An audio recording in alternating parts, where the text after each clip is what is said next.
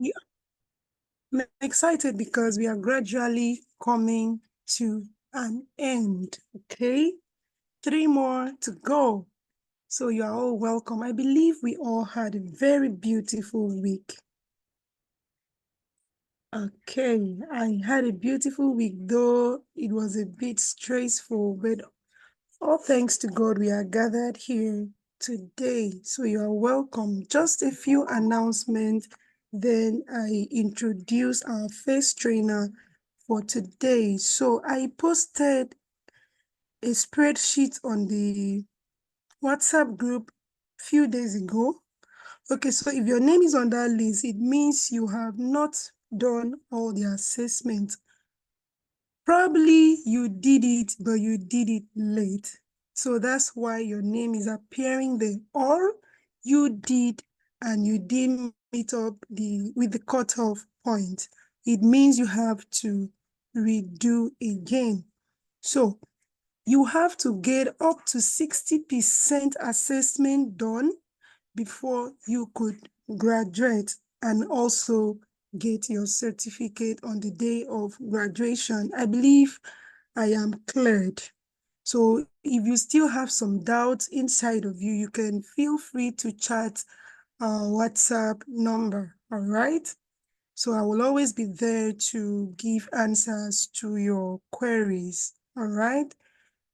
Thank you so much. So once more, I would indulge every one of us to please follow us on all of our social media handles, Facebook, Instagram, Twitter, LinkedIn. Engage on our posts. Subscribe to our YouTube channel. We need your engagement, okay? Thank you so much. So without further ado, I will be introducing our face trainer for today. Please give me a moment to share my screen.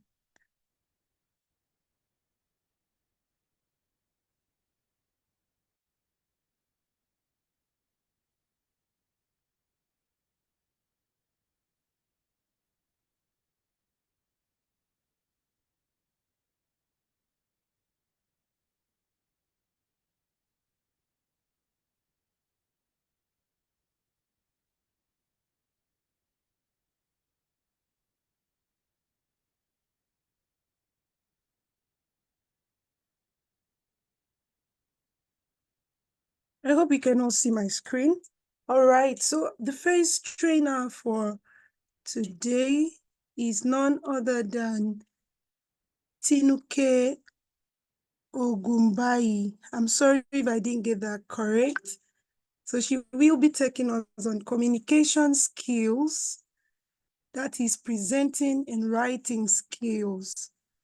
Okay, please give me a moment. I cannot see it clearly.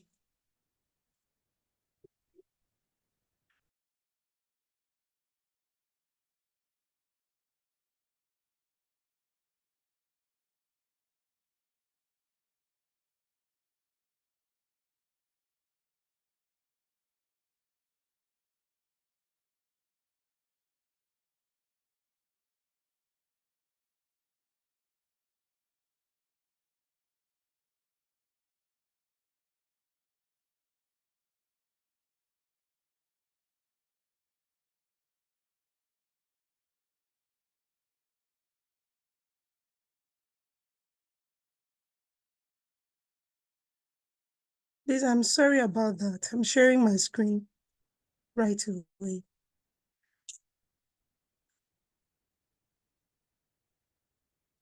All right.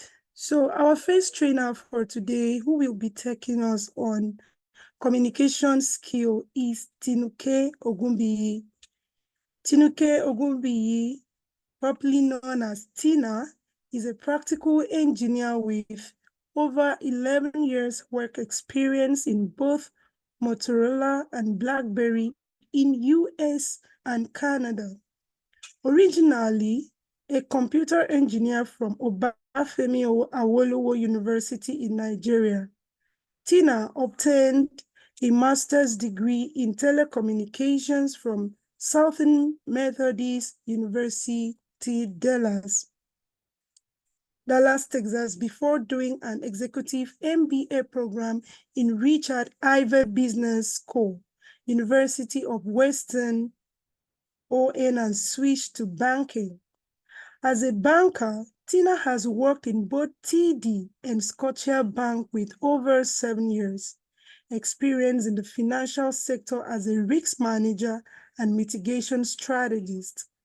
Currently at Scotiabank, Tina is a senior manager, small business policy and strategy analytics within global risk management and manages their SB portfolio analytics. Tina is the founder of Creative Bees Incorporated, is an organization focused on empowering entrepreneurs, building communities of interest to inform, educate, and empower through right mindset, actions, and habits. As part of our philanthropic initiative, Tina has also spearheaded the registration of OAU CAA 95, a nonprofit association comprising of OAU computer science class of 95 sets to assist with welfare challenges, support from families, and empowering business ideas from a pool of funds generated by association members. She is currently the executive chair and has helped raise funds in support of several causes. Tina currently resides in Burlington, ON, and is also an avid real estate investor with close to 20 years experience in both US and Canada. Please, with a thunderous clap in the chat box, let's welcome our face trainer for today in the person of Tina. Welcome, ma'am. You can take it off from here. Thank you so much. Good morning, everybody. It is great to be with us this morning. I'm excited to be here. I'm really glad. Thanks for the invite. And without much ado, I hope I can share my screen. Let me try that so I can go ahead and share the presentation materials. I hope we're all doing great. In my neck of the woods, it's still very much early morning. But they said there's a saying that says the early bird gets the worm. So it's great. It's good to be with us covering this particular topic. So my topic for today is communication skills, presentation, and writing skills. And I would like to ask before I continue, can I confirm how long I have for speaking and how long for Q&A? Is it 15 minutes speaking, 10 minutes Q&A, or is it 1 hour speaking? An hour, 30 minutes. An hour, 30 minutes. Oh, great. Awesome. Okay. So just before we continue, my style of communication is I always like very interactive, even though I know we're having the Q&A at the end. I would like to encourage as many of us, because I asked beforehand, the audience I'm addressing, are they what demographic? And Miss Edith informed me, I think we're probably a combination of students, perhaps a few business owners, and maybe some industry professionals. So if we all don't mind just dropping in the chat what your current status is. If you're strictly 100% a student, feel free to drop. If you're working and schooling, which means you're a career professional, please indicate. And if you're a business owner as well, just to give me some idea, the demographic I'm addressing, because I'm always very particular about tailoring information to fit the audience, which is part of what we're covering today. So please do kindly indulge me in that. Okay. With that said, we will move on to our material for today. So communication, what is it? You know, if you look at different definitions, it's a very interesting topic. The meat and guts, the meat and bones of the matter is simply this. Everything in life, most things in life hinge on communication, you know? So what is it? It is pretty much the act of conveying intended meanings, you know, from one group, which can be one group, one entity or a group, through use of, you know, mutually understood signs and signals to another. What does that mean? You're pretty much transferring information, you're relaying information from one entity to another, but very importantly, the message has to be understood. Okay? It always has to be two-way. If communication is one-sided, say side A gives information, side B doesn't hear the information, that is miscommunication, improper communication. If side A gives the information, side B doesn't understand the information, communication has not taken place. That's why a lot of times people will say you're not communicating, which means I see you attempting to communicate, but what you are trying to say or the words you are uttering or your means of communication is not clear. So again, communication is simply conveying intended information, meanings from one entity or group to another using mutually understood signs and symbols, also known as semiotic rules. Okay, I hope that has been understood. Now, what is it? It's a process of you are exchanging, which means one side is giving, one side is receiving. One side is giving, one side, and it's not necessarily two, it's two or more. But the important thing is that there's always a someone that's giving the information and there's a recipient of the information. You're exchanging information, ideas, thoughts, feelings, emotions. How are you doing this? You're using speech, you're using signals, you're using written form, and you're using behavior, right? So these are some of the ways of communication. Again, it is very critical and it cuts across every sphere of life. Whether you're communicating, in a formal setting, say you are an employee in an organization communicating to your peers, your subordinates, your superiors, even the CEO, or you're in a school academic scenario where you are a student communicating with your peers or with your lecturers, or you're even in a home environment, communicating with your children, communicating with your family members, it's always the same formatting and process. Okay? All right. So with that said, we'll move on. So now we're going to communication skills. Okay? That is the ability to effectively convey or exchange information, ideas, feelings, also known as emotions, with others. Now, how do we define this? Communication skills refer to both verbal and non-verbal. We're going to go through that a little bit more because there's a lot of information to unpack when it comes to that. You are communicating verbally, non-verbally. There's active listening, clarity of expression, adaptability in different contexts, which is very important, especially when it comes to presentation skills. Strong communication skills enable individuals to build rapport, resolve conflicts, foster collaboration, convey messages in a clear and persuasive manner. So what we're really saying here today is this.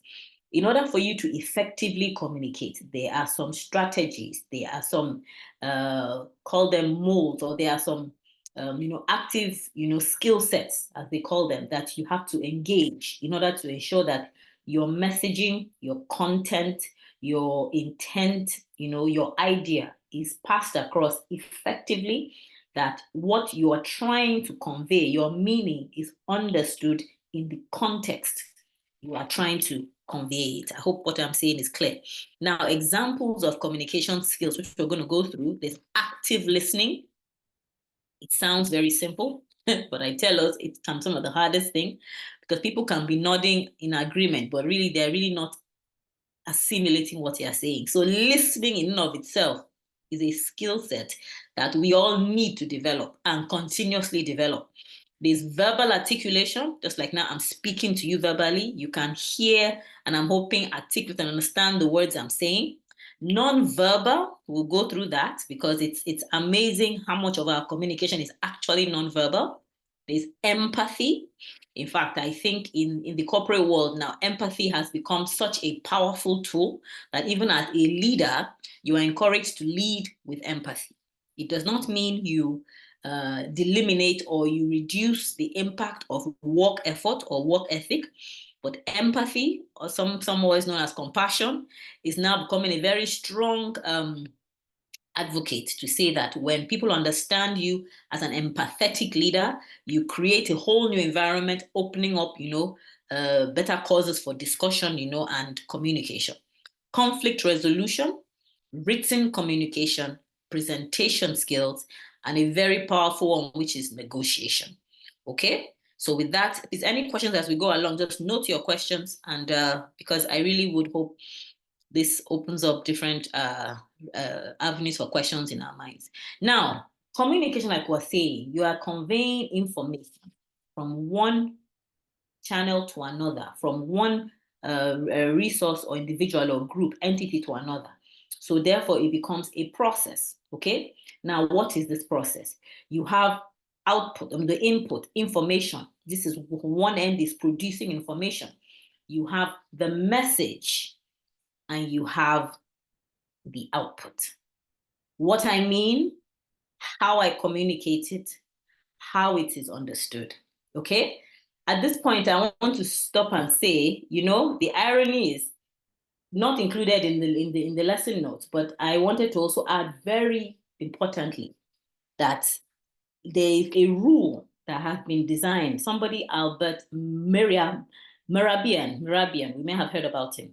He was a researcher. He came up with this idea, which has been, some people agree with it, some people debunked it, but to a large extent, it carries a lot of weight. Now, what was this Merabian rule he came up with? He gave 3 numbers. Now, follow me, and please write this down so you follow me. 55, 38, and 7. 55, 38, and 7. Now, what do these numbers mean? If you add them up, it adds up to 100%. What Merabian was saying was that in face-to-face conversation, 55% of our communication, he says, is non-verbal. And we're going to go through what does that mean. 55% is non-verbal, which means even before you open your mouth to make a sound, you have already communicated about 55% of your message, which is very powerful, right? Now we'll find out what does that mean for you and I in face-to-face communication. He said 38% is vocal. Vocal, not necessarily words. Vocal meaning the tone of your voice. We're going to go through that. So if you add these two up, they're already above what? 90%. And he said only about 7% are actually the words you are speaking. I'll say it again. In face-to-face communication, conversation, Merabian said 55% of communication is nonverbal. Even before you say a word, utter a word, people have already assessed and concluded, a lot in just how you show up, which is a very important term they use in the corporate world, how you show up. 38% is vocal. What is that? The tone of your voice. And 7% is the words you speak. Now, permit me at this point, whenever I'm talking about communication, because it's a very powerful tool and I recognize how powerful it is, I'm going to use an example to perhaps help us understand these 3 percentages. And the example I'm going to use is this. There are 2 people walking. Rita and Juliet are acquaintances. They know themselves, or at least, they have been communicating for a while. So they're a little, or they understand how, they interact with each other. Now they are walking along the way, and Juliet says something to Rita, whatever she says. Now Rita, after hearing what Juliet says, turns to give a response to Rita. Now I'm going to illustrate Rita's response to Juliet in 3 different illustrations, and I want you to please take note. Now, Rita's response to Juliet, illustration 1. Rita says to Juliet, Juliet, that was a silly thing to do. The first illustration, Rita says to Juliet, Juliet, that was a silly thing to do. The second illustration, Rita turns to Juliet and says, Juliet, that was a silly thing to do. Now, the third illustration, Rita turns to Juliet. Juliet, that was a silly thing to do. Now, I'm going to pause and ask us, please just drop in the chat. Of the 3 illustrations I gave, what was sane in all of them? Please, let's feel free to drop. Of the 3 illustrations, what was sane? Okay, somebody said tone. What was same? One thing that was clear is what the words I used were all the same. Thank you so much. I used the same sentence in all three, correct? Yes. But what I tried to change or alter was a bit of my tone and a bit of my body language. Because thinking about it, again, all three may upset Juliet responses. But I was saying, if I'm to ask which of the three responses would perhaps least upset Miss Juliet, in my view, I'll say the first, because the first was probably the mildest and maybe can be construed as a joke. The second was a bit more moderate, where my tone was not as easy as the first, but it wasn't too harsh. The last response may likely upset her greatly, because at that point she may begin to understand, is something wrong, what is that, and get defensive. So in saying this, we can use the same amount of words, the same words, sentence, but our body language and our tone speaks volumes. Okay? So that's what I'm trying to say in terms of what we say, what we are intending to say, what we mean, how we communicate what we mean, if it is vocal, if it is written, if it is graphics or in video, how the other party interprets what we mean or what we say, and how the whole communication ensues. Okay, right. So we'll move on. Now, types of communication skills. I went over this briefly. We have verbal. Now, what does verbal mean? Verbal, to a large extent, is, the words you are using, the sentences you are constructing. Is it clear, the words you are choosing? Verbal is also a bit of tone. Tone sits a bit with verbal. But to a large extent, tone can also be construed as, even before you form the words, the pitch of your tone. Most people advise that, amazingly, people that speak in low pitch voices are rated more authoritative and competent than those that speak with high pitch. What do I mean? If I'm speaking, I'm saying, yo, so what I am saying to you, you'll be like, there's something wrong there. Why is, first of all, why am I so undulating in my speech? And why am I so high pitched? You say, oh, is she afraid? Or does she not understand the material? Is she a bit fragile? Maybe she's not settled well. But when you are even toned, in fact, some cases they say low pitch, you tend to sound more authoritative and competent in what you are saying. All right. So we'll move on a bit more. Also, it's saying that listening skills. So we have verbal communication, we have non-verbal, which is your body language, expressions, gestures, complement or contradict verbal communication. In fact, according to Merabian, 55% of your communication starts even before you utter a word. Now, what I try to use in this example is, some people call it, there's a word that permits me to say this. There's a word I think the newer generation. I say I'm Gen X. We call ourselves old school, but the newer generation or Gen Z permits me to say they have a word they use, vibe. So vibe is more like the what you give up, what people perceive. Now, in saying vibe, I also want to throw out a word that I have come to respect a lot, which is stage presence. And when I think about stage presence, I think of artist performers that do an amazing job on stage. Who are some of these people? I don't know about anybody, but one person that I always appreciated how he shows up on stage was Michael Jackson. He's late now.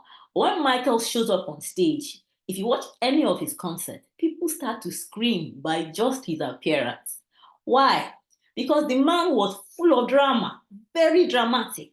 But when Michael showed up on stage, before he even uttered a word, he either has a spotlight on him, somewhere that everywhere is dark, only him is seen, or they drop him from somewhere, to the ground, that people are already screaming. Because why? His non-verbal communication was so strong that even before he started to form a tone to utter a word, people are already screaming. All right, that's nonverbal. Listening skills, like I was saying, listening is, in fact, one of the key components to communicating is listening. And not only listening, but active listening. Why is this important? I tell us the truth, in communicating, one of the hardest things to do, it seems simple, is listening. And listening with intent to understand. Somebody said, I would take the effort to understand before I need to be understood. Okay, that was because of the essence of understanding trying to understand what a person is saying, where they're coming from, their intent, before you try to push your own agenda through. The next one is written communication. Clarity of grammar, adapting to recipient expectations in written messages. Now, I have to say that we live in a world of short forms. If people are typing you like social media messages, you may need a dictionary to decode what they're saying. But even in written communication, in all forms of written communication, you realize that communication skills still have, a pattern that they have to follow. Okay, we're going to move on. Interpersonal skills, and presentation skills, which we're going to cover a little later. I hope we're taking notes, and I hope we're coming up with our questions to ask. Okay, now sending messages, verbal communication. Okay, now I'm going to give another illustration to kind of drive home my point in terms of the essence of how we communicate and the different key structures we have to put in place. So if a girl and a boy are walking along the way, let's say, they have been dating for a while. So they obviously have feelings for each other, right? They have strong feelings for each other. And boys or young men as they are, trying to express their strong emotion or strong feeling of likeness towards the girl. And the boy turns to the girl and says, I love you. I love you. I love you. I'm sorry, whenever I do this, my daughter always laughs. What do we think the girl will perceive? Again, he's using the words that commonly used, but he's saying, I love you. I love you. I'm sorry, I'm laughing. You can drop in the chat, general chat. What will the girl perceive? So he is saying the words, I love you, but the message he's sending, what do we think the girl will perceive? Please feel free to drop our thoughts in the chat. Will the girl perceive love in that instance, or will it likely be something else? He's harsh. Thank you. He's harsh. Sounds like a joke. Aggression. Yes. Thank you so much. Now, in the next instance, if the boy turns to the girl and says, love you. Like, I love you. I love you. I love you. What do you think the girl will perceive? Please, let's drop our thoughts in the chat. The girl would think the boy is not all right. Yes. He has a sense of skepticism in the second instance. He's being skeptic. And the girl will be like, do you love me or not? But if in the third instance, the boy turns to her, looks her in the eye and says, I love you. I love you. I love you. What do you think the girl will perceive in the third instance? Please, let's feel free to drop. Feeling loved. Thank you so much. So you see, communication has its acts, its form, especially when it's verbal. So we have to make sure that we mirror, or tailor our communication to fit, the exact message we're trying to pass across. And the irony is, it's not just in speaking, even in writing, because our tone, now, writing doesn't have body language, but it has tone.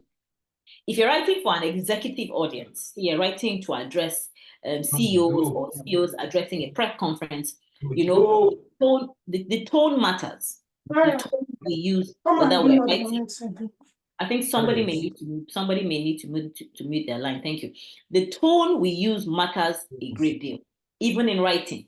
Whether you're writing official communication for an office, or whether you're writing even emails, you're writing newsletters. So I want to ask this question. When you are using social media, does our writing have a tone? Please, let's drop our comments in the chat for social media, because we know that For general communications, we have a tone. Writing has a tone. But social media, yes, it does. Thank you so much. And I think maybe the admin can help us mute. Thank you so much. So I'm saying this because most times social media, we may not always be cognizant, but messages you write, even if it's a text, it's a DM, it has tone, right? So we have to be cognizant of that because it all falls under verbal communication. Right. So non-verbal communication, like I illustrated earlier, when the boy was telling the girl, expressing his love to the girl, it didn't matter the words he was saying, correct? What mattered more to the girl would be how is he communicating? That is non-verbal. Where he, shake the part that the girl will say, maybe there's something wrong here, because you are saying words that should make the girl feel happy. But the way you are relaying the words, nobody will take that. In other words, your non-verbal communication, your body language, your posture, your eye contact, your facial expression, your gestures did not align with the perhaps meaning of what you were trying to convey. So until the boy was able to align his non-verbal communication with the word he was trying to portray, the girl will obviously not get his meaning. And it is the same thing communicating whether in a personal setting, in a academic environment, or in a corporate environment. You have to always, as we go on, we'll talk about, knowing your audience, tailoring your message to fit the audience, how you communicate and what have you. I know, again, because I'm obviously Nigerian, obviously, growing up, there was this thing about eye contact between, the younger and the older. I'm not sure how enforced it still is, but the kind of respect. But in corporate settings, especially, and I'm sure it's corporate all over the world, whether in North America or Nigeria, you have to make eye contact. Because if you don't make eye contact, the perception is that, one, either you're not sure of what you are saying, or two, you are not telling the complete truth. Okay? So non-verbal communication, a lot has to do with you making eye contact. Okay? And your facial expression has to align with what it is you are portraying, and your gestures have to be appropriate. Okay?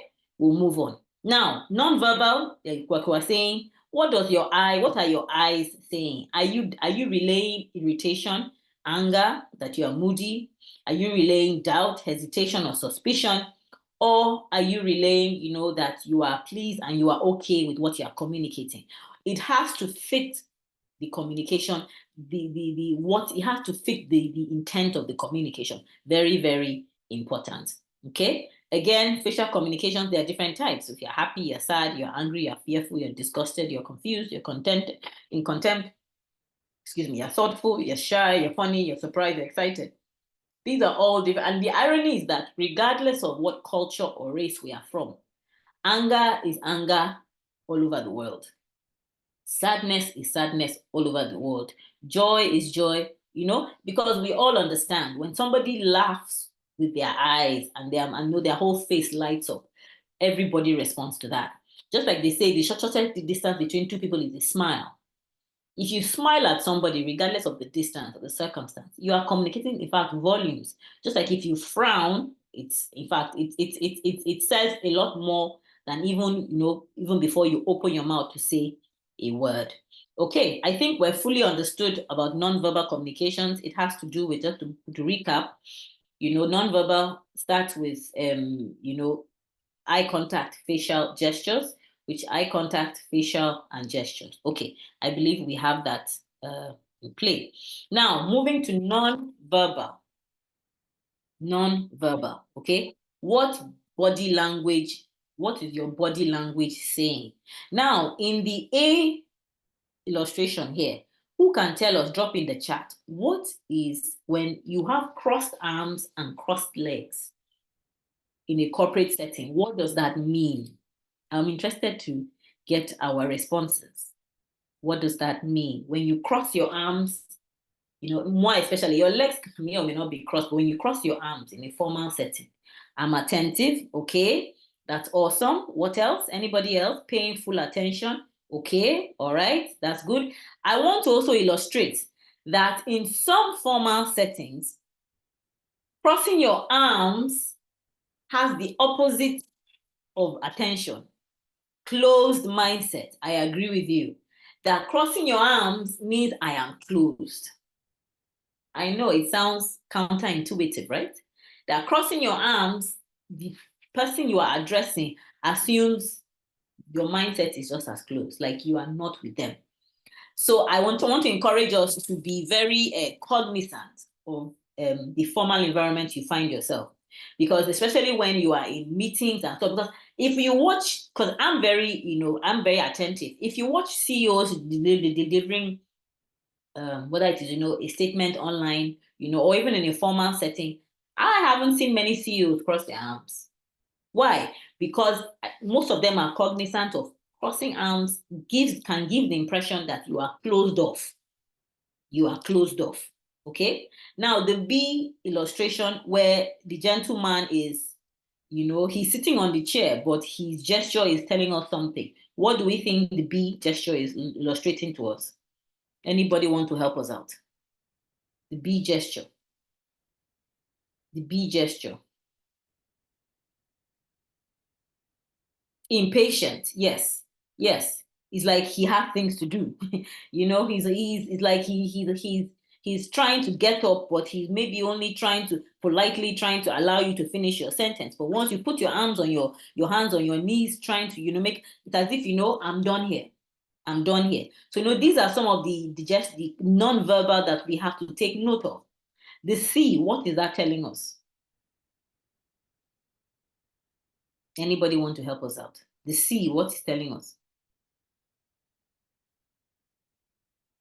The C, yes, he almost has a clumsy look about him. Like, I am confused. I don't really know, which it's not wrong to be confused, but one way to kind of maybe turn a confused mindset to our advantage is maybe to say, can I just confirm this, or just to ask a question, because sometimes when your mind is occupied with thoughts, like you are not able to understand, yes, our facial expressions do show our mindset. But I think maybe being able to articulate our words out better would help us, so that we have put across that, I'm not following what you are saying. And by so doing, the person that is, the presenter or convener understands that, I have lost some of my audience, and they make the effort to bring us back. Okay? Yes, I think we're all with me now. Thank you. I appreciate that. Right. So communication skills. Please, the admins and moderators, let me know when I have only about 30 minutes left. I think I'm good on time, but just in case. Thank you. All right. Now, we're going to cover core communication skills. Skill is defined as a learned power of doing something competently. It is good to state this because some people, even, at a very early age, can seem to have a very good command of their language. Whatever language it is, they're able to stand, and orate, and speak, and, capture an audience, hold an audience attention, and you're wondering, wow, were they born that way? Some people naturally have, like they call it, the gift of the gab, or they're able to communicate effectively and hold an audience.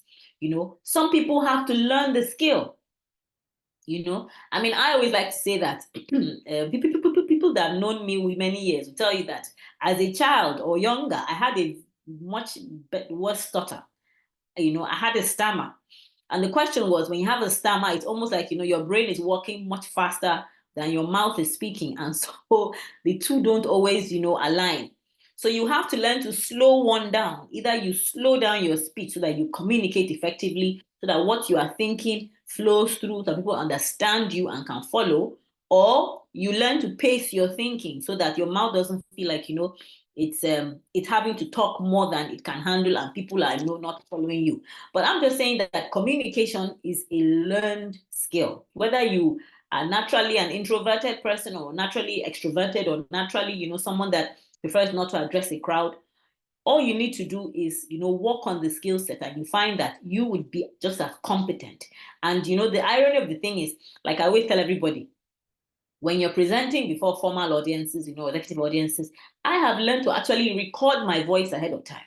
Why do I do that? Because I want to understand and perceive, how does my voice sound to me? So that if I don't like the way it sounds, I, adjust, so that when I get there, I'm more prepared. So preparation is very key, but again, I'll say it is a learned skill. It is a developed aptitude or ability, which means that whether you feel you naturally came with it from birth or you didn't naturally come with it, you can learn it. Okay? Key communication skills. Listening. Like I said, it is much harder to listen than to speak. Feedback skills, we will go into that, and presentation skills. Okay, now we're going to watch a couple of videos for listening skills. Permit me, I will stop sharing. For the interim, let me go and turn on. Yes. Okay, let me share my screen again so that we can watch this. Okay. Let me know if we are unable to see my screen, but I hope and believe we should be able to. So the first one we're covering is listening skills. Let me start from the beginning. So, okay. Peter, I want to talk to you about this afternoon's client meeting because there's something very particular I wanted to make sure that you know. Yeah, I know. We got to get the food there on time this time, Joanne. Yes, we have to get the food on time, but that's not it. This is a culturally different group than what we're used to. Well, you order Chinese food? No, it's not the Chinese food. It's that this group manages Q&A differently. I just want to make sure that Chinese food is better than it was last time. It's not the food. It's the Q&A. Both times. I can't believe it. Peter, it's the way they manage Q&A. Q&A is not a problem for me, Joanne. I'm really fine with Q&A. It's where I shine. It's not you. It's them. That's they my don't. time. The tie's fine. Okay, don't worry about the Q&A. It'll be fine. I'll see you later. Peter, you're not listening to me. Ignore distractions and focus. First, don't interrupt. Second, make good eye contact. And third, paraphrase for understanding. Peter, I want to talk to you about this afternoon's client meeting because there's something very particular I want to make sure you know about this group. What is it? Well, they're a Japanese group. They don't interact during Q&A in the same way. So what does it mean for me? Well, it means that you should probably plan to lecture a little bit more and then break into smaller groups. Don't expect the same amount of interaction. Okay, so for Q&A, really don't expect that lecture more because they're not going to say too much. Exactly. That's it. Okay, see you later. Good, and hey, I like that tie. For consulting services and tips, go to Don't Quit Your Day Job. So what can we deduce, or what did we learn from that clip that we just shared? Anybody want to help us out? As far as listening, please feel free to drop it in the chat. Active listening. What? You have to ensure that you hear the other person, okay? In fact, before we go too far, let me play the other clip, and then I think we can discuss, okay? All right, let's play the other clip. This one is a bit long, but let's see. We will play parts of it.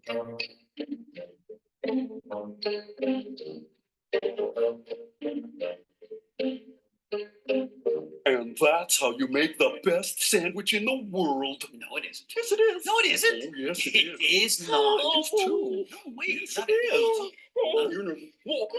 Emmett, what's wrong? Oh, not good. Not good. What? What's going on? Oh, no, I'm not. I'm just... You're not feeling well. Are you not feeling well? He's sick. I knew he was sick when he walked in. I thought he's feeling sick. When did you get sick? Oh, no, I'm not sick. He's not sick. I'm just sad. Are you sad? Well, what happened? Who did this to you? Huh? Oh, where are they? Sad. Oh, I'm not sad. I just... Wish things were different? Wish you didn't have wings? Yeah, no, wait. He wishes that things didn't change. Oh, you wish you didn't have to go in the car and see your great aunt. Sometimes they smell weird. That's not good. Hey, what's going on? Something's wrong with Emmett, but he won't tell us what it is. He's not sick. He's not scared. He doesn't wish things were different.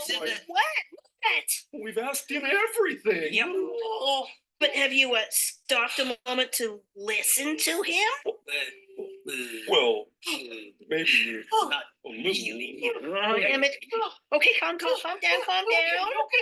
Take your time and help me understand why you are so upset. Why should I? No one's listening. I'm listening. Well, the truth is, I forgot your birthday. My birthday? Oh, my birthday isn't until next month. You didn't forget my birthday. Did it? No. Next time, instead of getting so upset, just ask someone. Yeah, well, I tried, but they wouldn't stop talking long enough to let me tell them why I was upset. They weren't listening. It's really important to listen. Yes, it is. Come on, I was listening. I can listen some more. Tell me about I was listening. My ears hurt so much from listening. about that birthday list.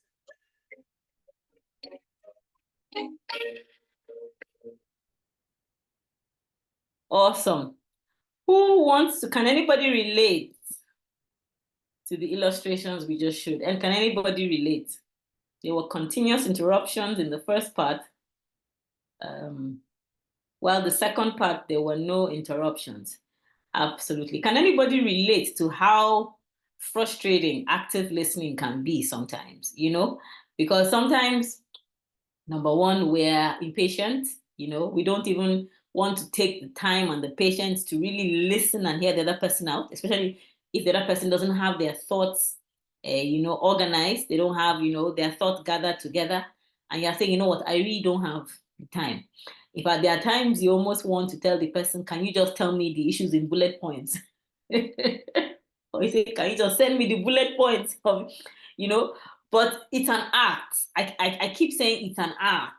It's not so much always a science, but it's an art. In other words, you have to really, learn, and it comes from a deep place, or it helps. Active listening helps and easier to develop when it comes from a deep place of genuine concern and empathy, because they tend to say that the more empathetic we are as human beings, the more concerned we are, to definitely try to, to understand the root cause of whatever the issue is.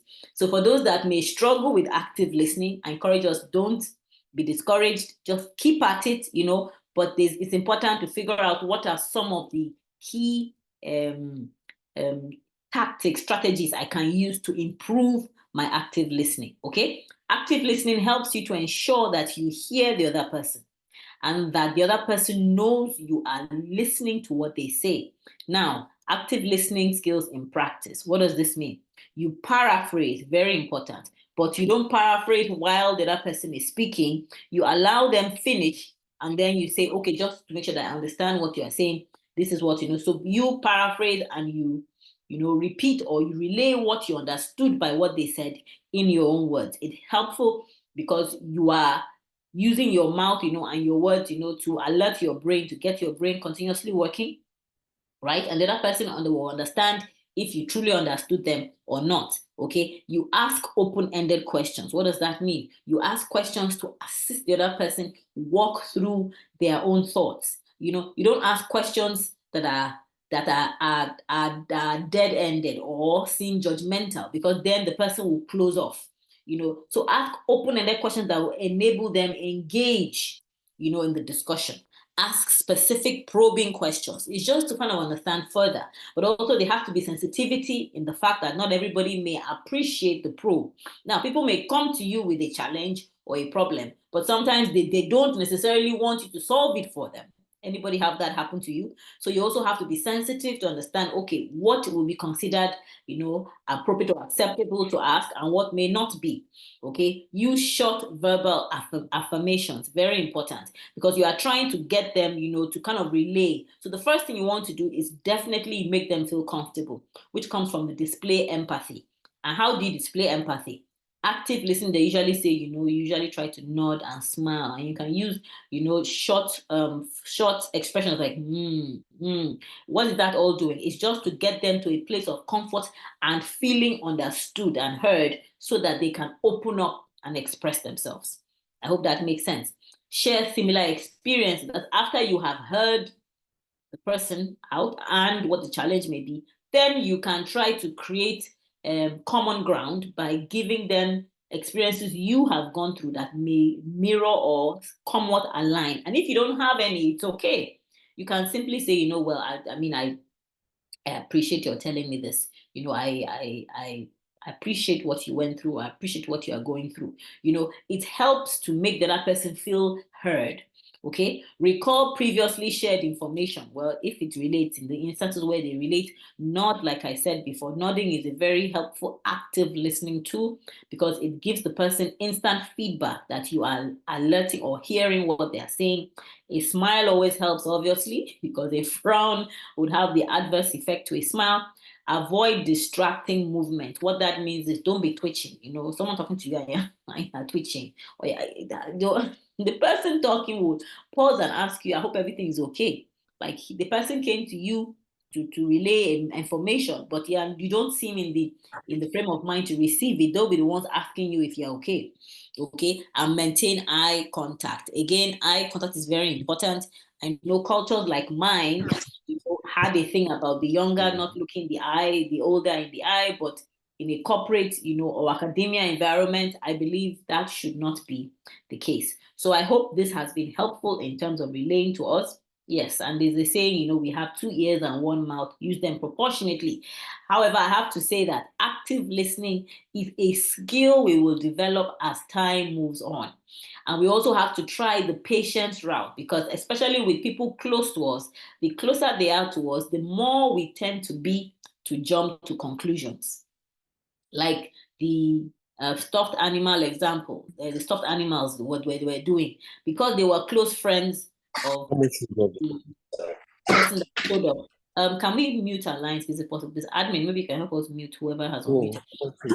Because they were close associates with the person that was coming to meet them, they were jumping to conclusions in terms of what he was trying to say. Instead of listening, we may need to mute if it's okay. Thank you. Instead of listening to what the person speaking had to say. Okay, key communication skills. Now, the first one we have mentioned, just to kind of recap where we are, communication skills. We mentioned listening skills, okay? With listening, we mentioned what? Active listening, and how to go about that. Now we're covering a next key communication skill that is very important. Just as listening is important, the ability to grasp this communication skill is so important. And what is that? Feedback skills. Feedback skills. They say positive feedback is more readily and accurately perceived or received than negative feedback. Now, when it comes to feedback, what people have said is an approach people have encouraged to do. Here we're covering, oftentimes feedback can be taken as an insult. In other words, it has the ability to rub us the wrong way, So because feedback can rub the recipient the wrong way, how do we structure our feedback so that it is well received? Again, I'll say, not all perceived negative feedback is actually negative feedback. Okay? Sometimes negative feedback is actually what we need to hear. In other words, it's constructive feedback. But because of the manner it is delivered, the feedback can appear to be negative even when it is actually constructive. Now, what we're trying to say is, how can we structure our feedback such a way that it doesn't feel like an insult or an abuse, but feels more like the positive impact we're trying to deliver? Now, one approach that has been advised and works very well, whether you are giving feedback to your sister, your family member, your spouse, I know spousal feedback can also be a challenge, the workplace, in the academia, whatever the level, they call it the sandwich approach. Maybe somebody wants to put it in the chat, the sandwich approach. Please make sure you remember this for constructive feedback. Now, what is the sandwich approach? It's the approach where, just like a sandwich has the bread, it has they say the meat in the middle, the meat, or the ham, the cheese, whatever it is in the middle, which is the main meat of the matter, and it has the bread. Okay, so you have bread, and the real meat in the middle. They advocate that if you use the sandwich approach for feedback, you will get, in more cases than one, optimal results. And this can work for employee manager feedback. They can work for even manager and upper level feedback. But and I'll walk us through what does that mean. It means that whenever you are giving feedback, you start out with a compliment, which is you look for what the person is doing well, doing right, and lead with a compliment. Why do you do that? Because when you give somebody a compliment, what happens in most cases, it lets their guard down, right? Even if you are a manager or you're an upper level, a superior, or a family member, you find that the individual feels relaxed, right? And says, yes, oh, okay, this is a friend, right? This is a friend. It feels less of an attack. Now, once you have laid down the compliment, okay, the next thing, or not necessarily immediately, but you can definitely build up to it, is you drop in the main meat of the matter you are trying to address. Okay? You drop the main meat of the matter in a nice, polite manner. Okay? Respectful, whether it is corporate work or academia or even, personal. Respectful doesn't necessarily mean you have to be, kneeling down, because I know my culture, people kneel down. But it is just respect in the tone and the manner you relay the feedback. And then after you have dropped the main meat of the matter, you end it on a positive note. Right? Okay, let me give it for instance. So say Jane and Fred work together. Jane is Fred's manager. And it works regardless whether you're male, female, female, male, male, male, female, it doesn't matter. The approach works regardless of the gender. Okay, let's say Jane is the manager, Fred is our direct report. And Jane is trying to give Fred feedback on a presentation he did or some work he did that she felt was very shoddy. She felt it wasn't up to par. Okay? So Jane gets Fred, and again, how you deliver the feedback. You don't do it in an open space that people are hearing you. Nobody likes that, okay? She invites him for a one-on-one. So they are in a, one-on-one setting where, she and Fred are alone in the environment that they are in. And she starts out asking Fred how he's doing, to kind of get to understand him better. And then she says something like, oh, Fred, the other day you showed up early. I really want to commend you for how you showed up early, for that particular meeting, and how you are, you generally are a very punctual person. She looks for something positive about Fred's work ethic to start with. Why is she doing that? She's trying to obviously lower his guard down, and set a good tone. Set the tone that, this is a friendly encounter. It's not an attack. Okay. And of course, she allows Fred to respond, oh, Fred, says, oh, thank you. Of course, everybody likes compliments, he takes it well. The compliment is well received.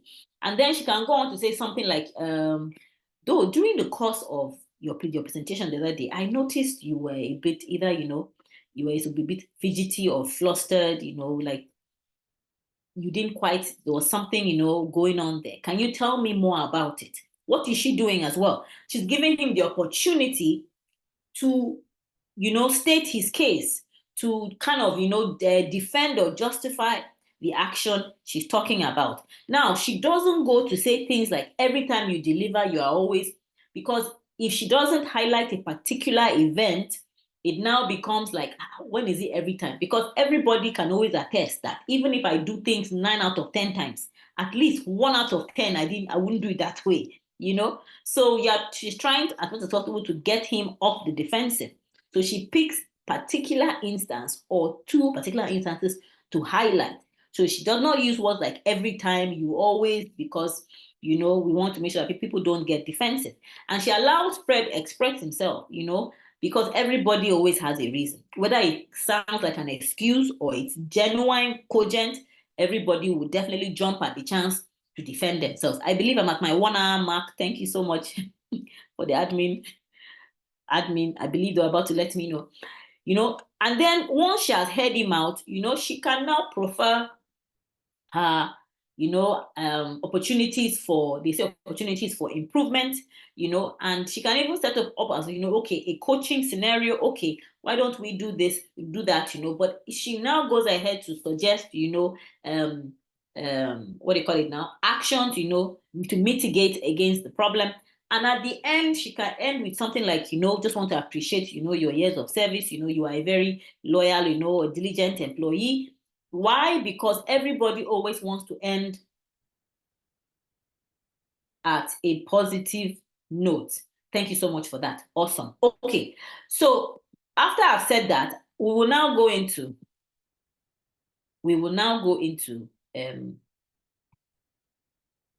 what we have here. So feedback. How do feedbacks differ from insults? Again, we have to be very cognizant that our feedback does not come across sounding like an insult. There's always the potential, but the intent of every feedback is for it to be perceived as feedback. And like I said before, even the most constructive of feedback, if not well delivered, can come across like an insult. So the intent is to make sure that every feedback is perceived as what it is, constructive feedback. Okay? And I mentioned the sandwich approach, which is what? You start out with a compliment, to let the recipient's guard down. Let them feel comfortable. You deliver the main message in the most respectful, constructive, positive, constructive manner. You come up with potential action items to fix, and you end with on a positive note. Now, when feedback is specific, it has to be intended to help, not intended to hurt. So it should be specific rather than vague. Again, highlight specific instances, like the presentation you did last week, presentation you did yesterday. Don't use words like every time or you always, because whenever you say you always or every time, like any human being will tell you, even if 9 out of 10 times I do something, at least there's a one time I did not do it. So you cannot say always or every time. So be cognizant of that. Specific, not vague. Intended to help, and it has to be perceived as intended to help rather than intended to hurt. Opinionated statements, which means you can say things like, from my perception, what I perceive. Be clear, if it's your perception and not like you are saying, oh, everybody in the office or no, everybody, because once you use the generalistic terms, people will definitely get on the defensive. Okay, all right, moving on. Behavioral statements, you said you did, which means you are addressing specific things, not identity in terms of who you are. You generally are, they always say address the problem, address the situation, address the specific instance, not the person. Okay? As I said, not in front of colleagues and friends, which means that, but there are times when in the work environment in academia, the reality is that there are times when sometimes feedback can be instant, can even be in a meeting setting, where you don't necessarily want it and it can come off sounding like, an insult. But that is where building up our cogent capacity, to handle, and also maturity will come in play, where sometimes even if it can come off, as an unnecessary feedback or unnecessary insult, you can hold it and find an instance where you can relay to the person, whether it's your manager or whomever, that approach did not work very well. Not in front of colleagues, but sometimes, it's what it is. Not emotionalized, but instead rational. In other words, the person delivering the feedback has to be able to see both sides, has to come from an objective stance. That is why feedback is best delivered when not in the moment. Because in the moment, the thing has occurred, the person that is affected by it usually may be high emotions. So it helps to have time to relax, think on it, I always say, let water pour on it a bit, cool down, so you can see a more rational side to events. Okay, the other end of that is that it's emotionalized, and tension, high tension. Does suggest a specific corrective action, which means your feedback has to include corrective action to address specific events, or issues. It should not just be open-ended, just leave the person hanging. Okay, carefully controlled language, absolutely, no matter how upsetting the person's actions were. And I want to believe, obviously, not in a violent situation. I'm hoping this is more of a, professional environment where people, commit errors, they happen. You kind of have to make sure that you deliver the feedback in a manner that doesn't seem unnecessarily emotional, That's why our emotions always, for the person giving the feedback, have to cool. Almost certain to trigger a pensive emotional response in the mind of the listener, which means that it should be something that enables the listener to ponder on, think, oh, how can I improve this? But again, it has to be delivered with compliments in addition, the sandwich approach. Because if all you are doing is telling them what they have done wrong, it doesn't normally sit well. Again, sometimes it's not always the easiest, but it assists to remember the sandwich approach. Never attack on their character. In other words, I'm not saying it's you as a person. I'm simply saying it's an event that occurred. Okay? Delivering using objective. That is where you have to always make sure you end feedback on a positive note. All right, I will move on. Key communication skills. Yes, manners of feedback. This is just for my information. We should avoid the aggressive. Aggressive always comes across as abrasive. When you aggressively deliver things, it's never well received. Submissive, it's mostly referred to for people pleaser. When you're a people pleaser, you will find that you will not be able to communicate that feedback effectively. People that try to avoid conflict, we're not saying cause conflict in the feedback, but your message has to be delivered. Your intent has to be understood. Assertive, yes. Assertive is a very healthy form of delivering communication and feedback. Why? Because you are not being aggressive, you are not being submissive, you're not being abrasive. You are simply stating your points and your instances, as you need to, and giving the other person opportunity to also obviously state their cause. Why? Because it's a healthy form of, communicating and, delivering feedback. It's a sweet spot between being too aggressive or being passive, and it's win-win. Everybody likes a win-win situation. Nobody wants to go in and out of a meeting and feel like they lost. All right. Now, developing effective feedback skills. I think we've covered this. Focus on specific behaviors. Keep it impersonal.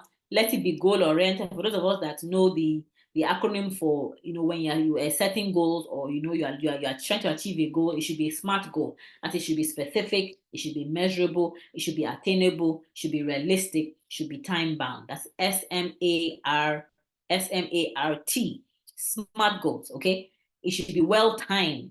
Important. Why? Because they always say that when somebody has just delivered feedback to you, it is not the time to now say, well, I'm going to use the same opportunity to tell you when you did something that also I didn't find appropriate.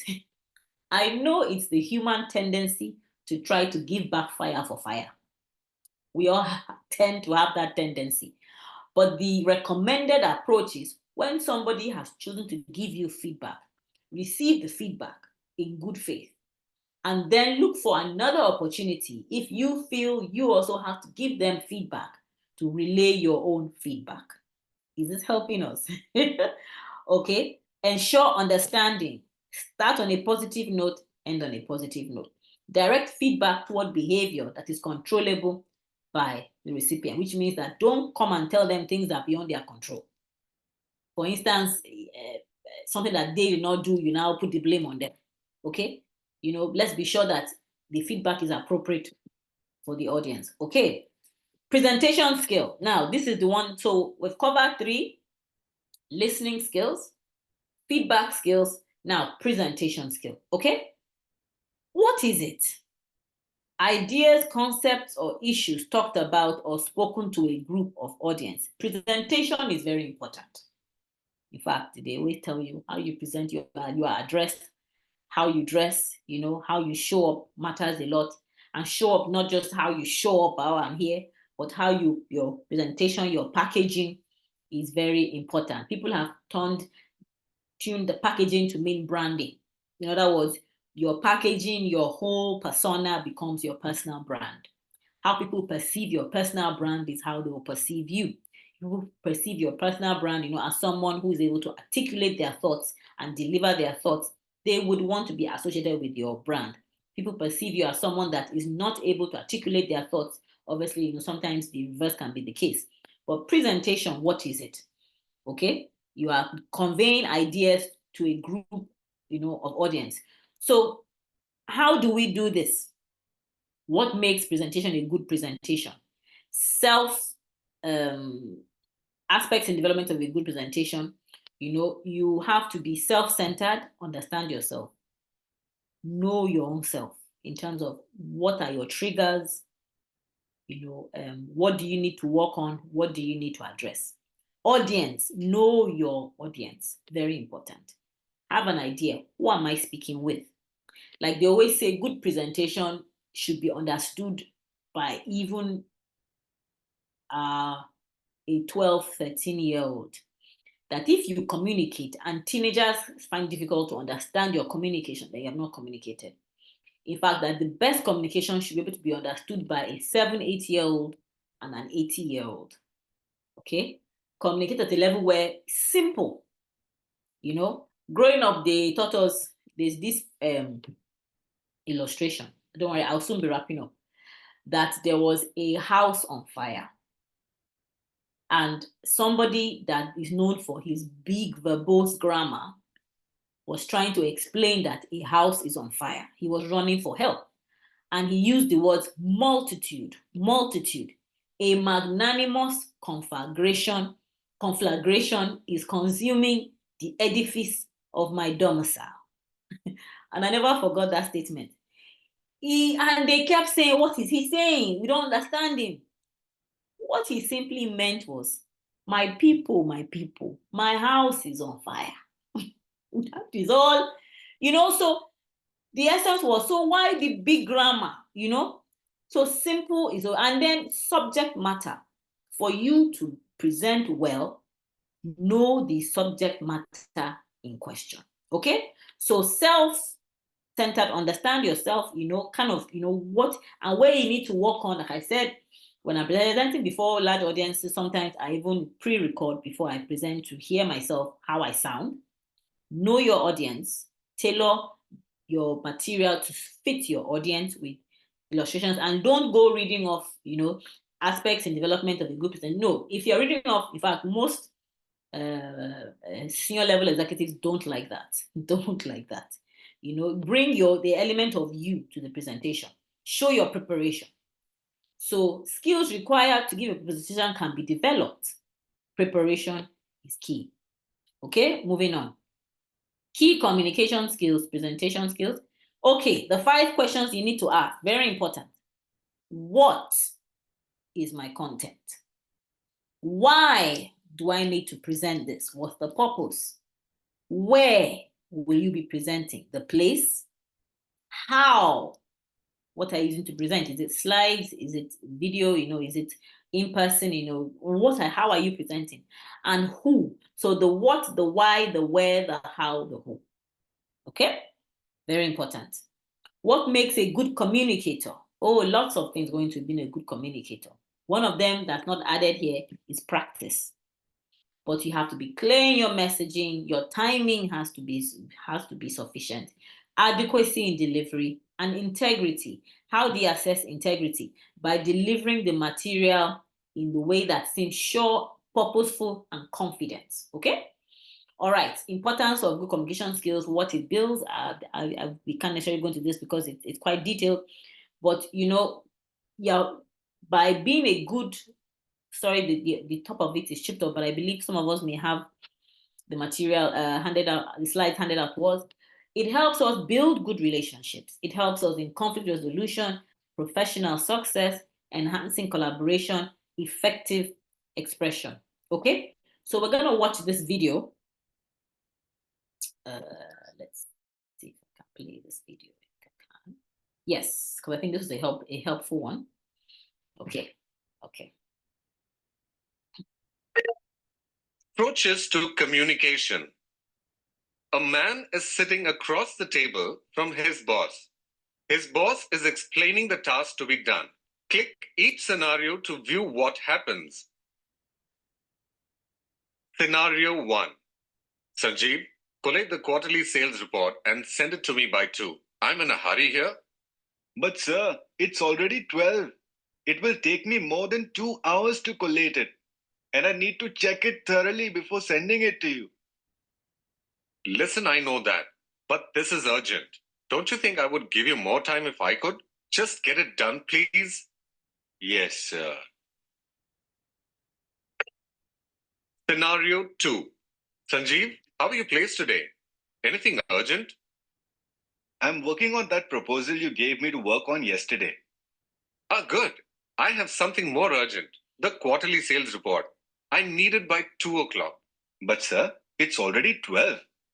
It will take me more than 2 hours to collate it. And I need to check it thoroughly before sending it to you. I know. But this is urgent. I need to send it to the head office. I'll try to finish it, sir. Tell you what, let's set a 2 o'clock deadline for the report. Come in with it and we can check it together. But your lunch will have to wait. That's okay, sir. Lunch can wait. I'll get this back by 2. Same task, same deadline. What happened next, do you think?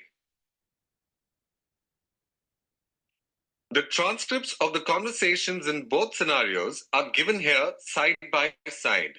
Certain portions of the conversations have been highlighted. Click each set of highlights to understand the 2 different styles of communication in the 2 scenarios.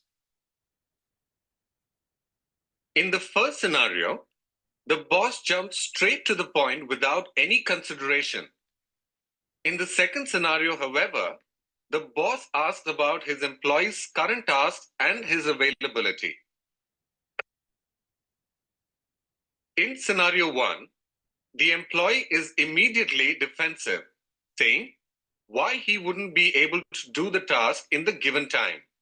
In scenario 2, the objection is the same, but the employee is more receptive. In scenario 1, by now the employee is probably feeling a sense of being treated unfairly. In scenario 2, however, the boss recognizes the challenge and makes a compromise where he is part of the solution. By mentioning the missed lunch, the boss shows that he also thinks about his employees' comforts. For such many more effective communication. Awesome. Okay, so we'll move on quickly to finish up the last few slides. Okay, so effective communication, difference between the way we chop onions and the way chefs chop onions. What's the difference? Has anybody ever seen chefs chop onions? In fact, it's very admirable the way they slice as if they don't have fingers, you know, and I'm always admiring them. But I was informed by people that have understood how that happens, that it's practice. I'm like, well, I don't chop onions like that. I chop onions like a woman chopping onions in her kitchen. So I'm not at chef standard, but it's practice that makes, you know, they say perfect practice or good practice helps us make perfect. Writing skills. Now, for writing skills, I will encourage us. It's something that would not be easily covered in one session. Let me be very transparent about that. Because good writing skills takes time to develop. Just like good communication skills take time, good writing skills do.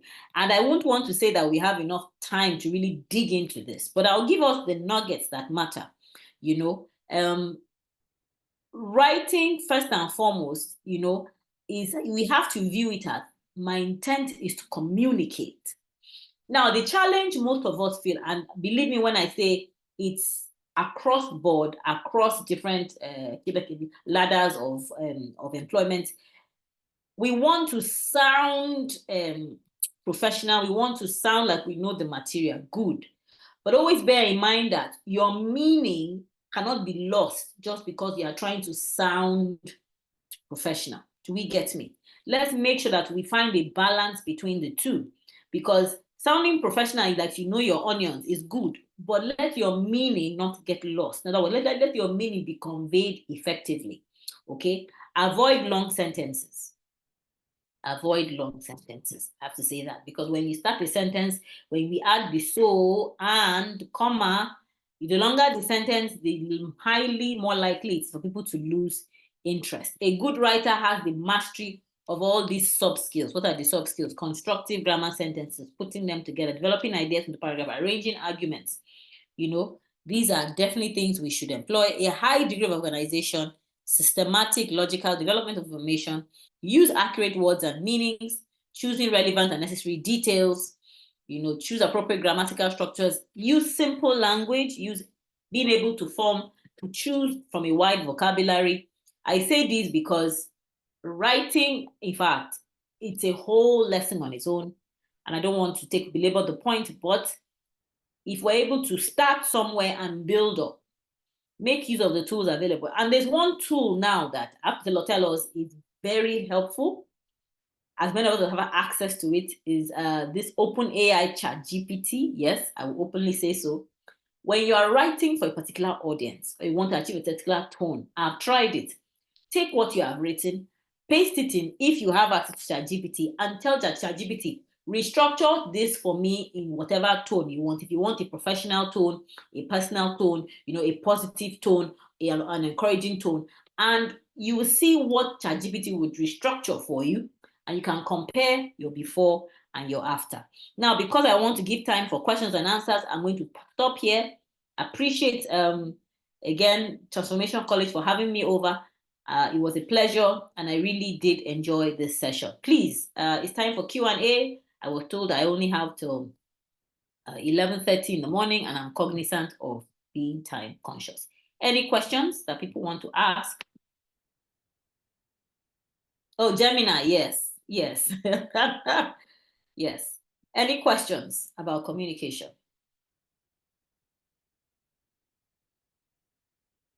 Communication, presentation. Okay. In that case, let me ask us a question about writing. So when we're writing, how easy is it for us to marry sentence structure, form, and simplicity? Because you find that experienced writers will tell you, oh, you know, there are some rules you can break. What do I mean? When people are reading poetry, you find that they don't, especially now in modern day poetry, they don't follow, you know, the sentence, you know, it starts with, you know, one day when I went to, you know, they don't follow normal structure. So at what point is it okay to break rules? You know, I can't fully answer that here, but I will encourage us that it's a constant learning, you know, cycle. Let's keep learning, and please, let's look at, for the audience you are trying to tailor, there's always YouTube is very good resource. Find out how people write for that audience. Personally, I address more corporate audiences, or I address church audiences. So, you know, tailoring your material to fit your audience, whether it is written or vocal, you know, or communicate or presentation, is helpful. And keep fine-tuning your art. Okay, so with that, I would stop and say thank you so much. If there are any questions after now, I think Miss Edith knows how to locate me. Once again, I appreciate the opportunity. Thank you so much, and have a wonderful rest of the day. Over to the admin.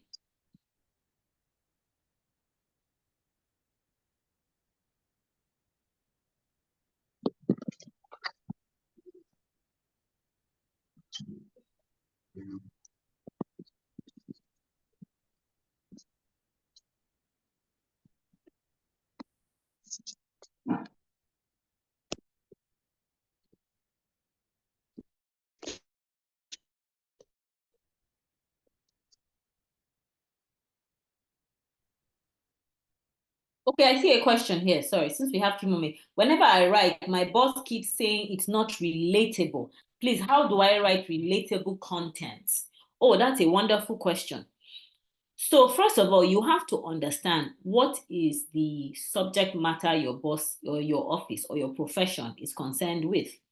Okay, as I used to be an engineer. As an engineer, engineers were less concerned with verbose writing. You know, engineers was more concerned with results. So I tailored most of my material to results. Now, when I switched to banking, you find that you have to do executive reports, executive summaries. And for executives, they just want to know, they want the writing, but they want to know the main meat of the matter. So one thing I learned was always lead with your most salient point first.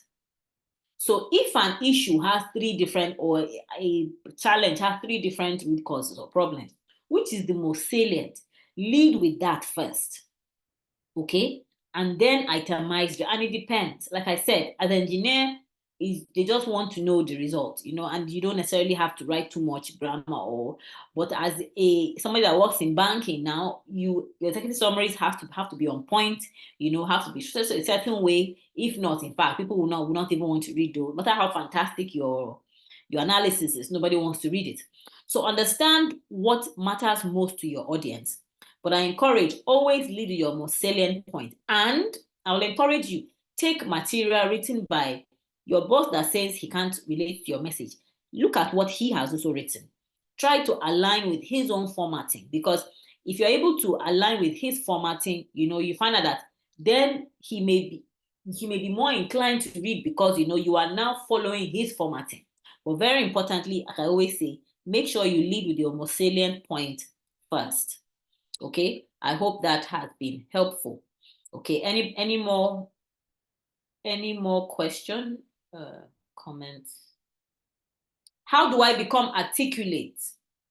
In writing, in write more, I speak because I feel I am not very articulate. How do I become articulate? Well, articulation, I have to say, is practice. It's practice. First of all, become a very avid reader.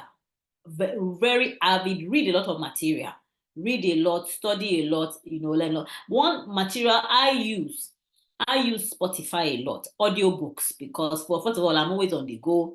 You know, I mean, I did do a seminar some time ago, and I explained that anybody that wants to sit by a computer and read is difficult, because people are always on the go. So you know, Spotify works well for me. There's Spotify, there are audiobooks, there's Kindle, you know, there's iTunes, whatever, Apple Podcast, whatever works for you. But become an avid information, you know, buff. Get information, because the more information you have, you find that the more you have available to articulate. Number one. Number two, get relevant information to the field you are in. If you are a student, get what applies to you, your area of study. If you are a professional, do so. But the more information you have within you, the more you have to articulate, you know, and put together and produce out. Okay, so become an avid source for information, you know, and then but start to work at it and look for easy places to start. For instance, I always say church setting. You know, if you are affiliated to any religious organization, whether it's a church or a mosque or whatever, look for that. Or in school, if they want a volunteer to come and, you know, do some maybe present some material, volunteer yourself. Anyway, you can start at a level where, you know, at least the criticism would not be so dire that would put you off or discourage you. Start there and build up. Okay, awesome. How do I become an active listener? That takes practice. That takes intentional practice. Intentional practice. But somebody said, I would prefer I would make the effort to understand before I need to be understood. If you put the other person in the light of, let me understand where you're coming from, you are taking half of the job is done, because then your need to be understood, you know, becomes less, and you're able to hear the other person. It takes practice. Thank you so much. My time is up. I appreciate all of us. And Miss Edith knows where to find me. Over to you, admins. Thank you.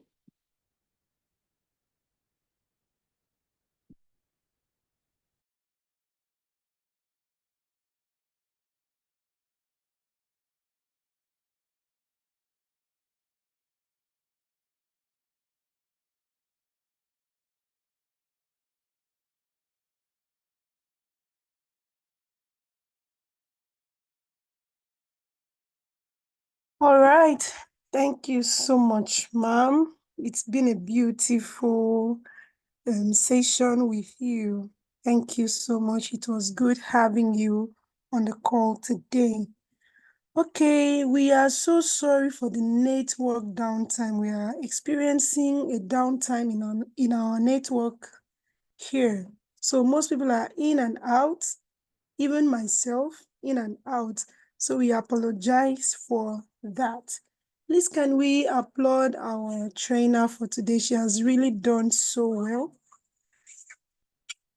Thank you so much. Okay, so without further waste of time, I will be introducing our second trainer for today. Please give me a moment to share my screen.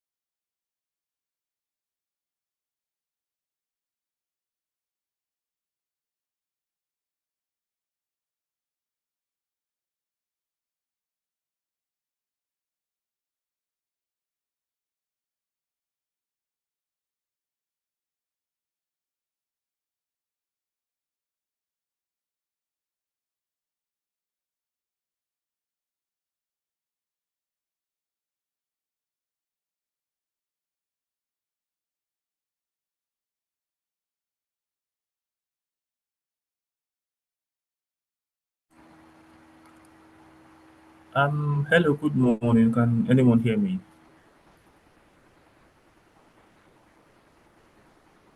Hello, good morning, Mercy. Good morning. Good morning, Vincent. So we are Okay. actually introducing you. Sorry for the network. Yeah, I couldn't hear anything. That was Can you kind hear? of. Yeah, I So can hear you now. sorry, it's the network. Oh, yeah, Okay, so it's Vincent is the head of technical support and IT specialist for Standards and Best Practice Limited. He has a bachelor's degree in computer science and multiple certifications, including CompTIA A+, Microsoft Technology Professional MTA, and UI UX design specialization. His approach to IT management emphasizes collaboration, innovation, and a commitment to continue.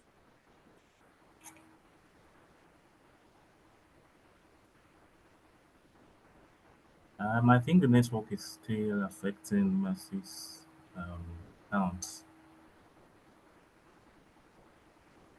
I think I probably just take over from here. Can we hear me? Can anybody else hear me on the call? Okay, okay. Michael Mkayade. Okay, okay. So I don't think I need to do much intro on myself. I'm gonna share my video just to show my face, and then we can dive into the class for today. Um, all right. If it's me, and it's 11:35, so I'm going to be heading straight to the material. I believe we've um, been getting adequate information from chapter 1 to chapter 9, because I'm taking chapter 10 today that speaks on come in, half minutes.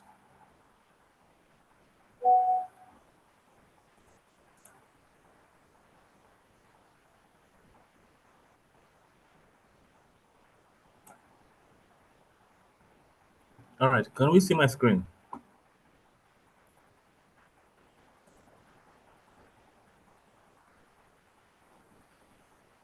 Can we see my okay?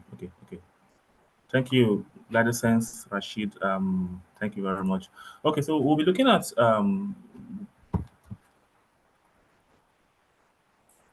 documenting on managing requirements, and I think so far we've been able to capture adequate information regarding business analysis, regarding requirements, managing, and also so today we'll be looking at how we document and how we manage this requirement. Now, this involves capturing and recording the needs and expectations of stakeholders for a project or a product or even a system.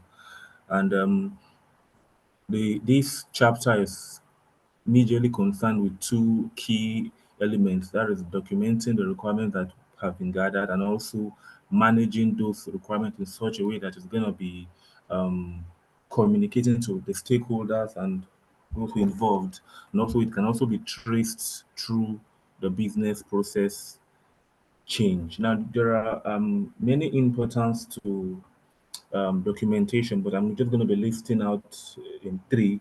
The first one is that it enables, just like we've pointed out in number two here, communication within the project team. You can't overemphasize the need for communication. So one of the first, or I would say the first importance for documentation is that it enables communication. It allows the team, it allows the stakeholders and those involved adequate communication in process, and also provides a basis for ensuring that the related requirements are consistent. If you don't have a proper documentation, I don't think you'll be able to communicate effectively with the team involved. Another importance is it provides the business managers, the staff. Now, these are the key sources and owners of the requirements with a firm basis for validating documentation accurately. Then the third one, for which I will call posterity purpose, further works that needs to be developed can also use documentation as a basis for their inputs or the activities to come. So these three, amidst many, are key importance for why we need to understand and take documentation important. Now, without wasting much of our time, because it's fast spent, we're looking at the structure.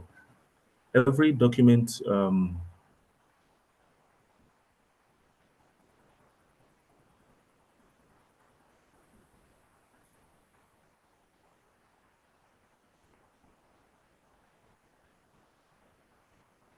sorry, my network. Can we hear me, please?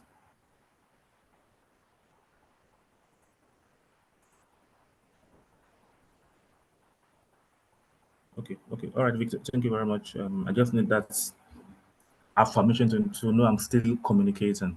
So the requirement document has to provide the basis for solutions to be delivered to the organization, and so it needs to be well informed or well formed and clear. We're talking about the structure of document requirements now. It has to be well formed. It has to be clear because the business managers and staff, they still have to review the documentation in order to ensure that the descriptions of the requirement reflect the need and the things that the analysts have correctly interpreted and also understood. One of the key approaches to supporting the review of the documentation is that it has to be well structured. We can't overemphasize that it has to be well structured. Looking at the structure of a document, I'm going to be sharing a diagram on the next slide. Trying not to read through the slide here, but then I already summarized most of my statements to what would be here. The requirement document may be partitioned by business areas or for specific group of stakeholders. Whatever the basis for partitioning and organized for partitioning, an organized document will take or will make reviewing much easier and also help to ensure that the agreed requirements are accurate. What I'm saying here is documents for review sake and for ease of understanding and readability, it has to be structured or it has to be partitioned. Now, there are different bases for partitioning depending on the stakeholders or the business and project. But then, for it to be able to communicate the essence or the purpose, it has to be structured accurately. Now, here we'll have the structure that a requirement document takes. The first one is introduction and background, business process models, function models, data models, requirement catalog, and glossary of terms. Now, every requirement document has to follow or has to be structured in this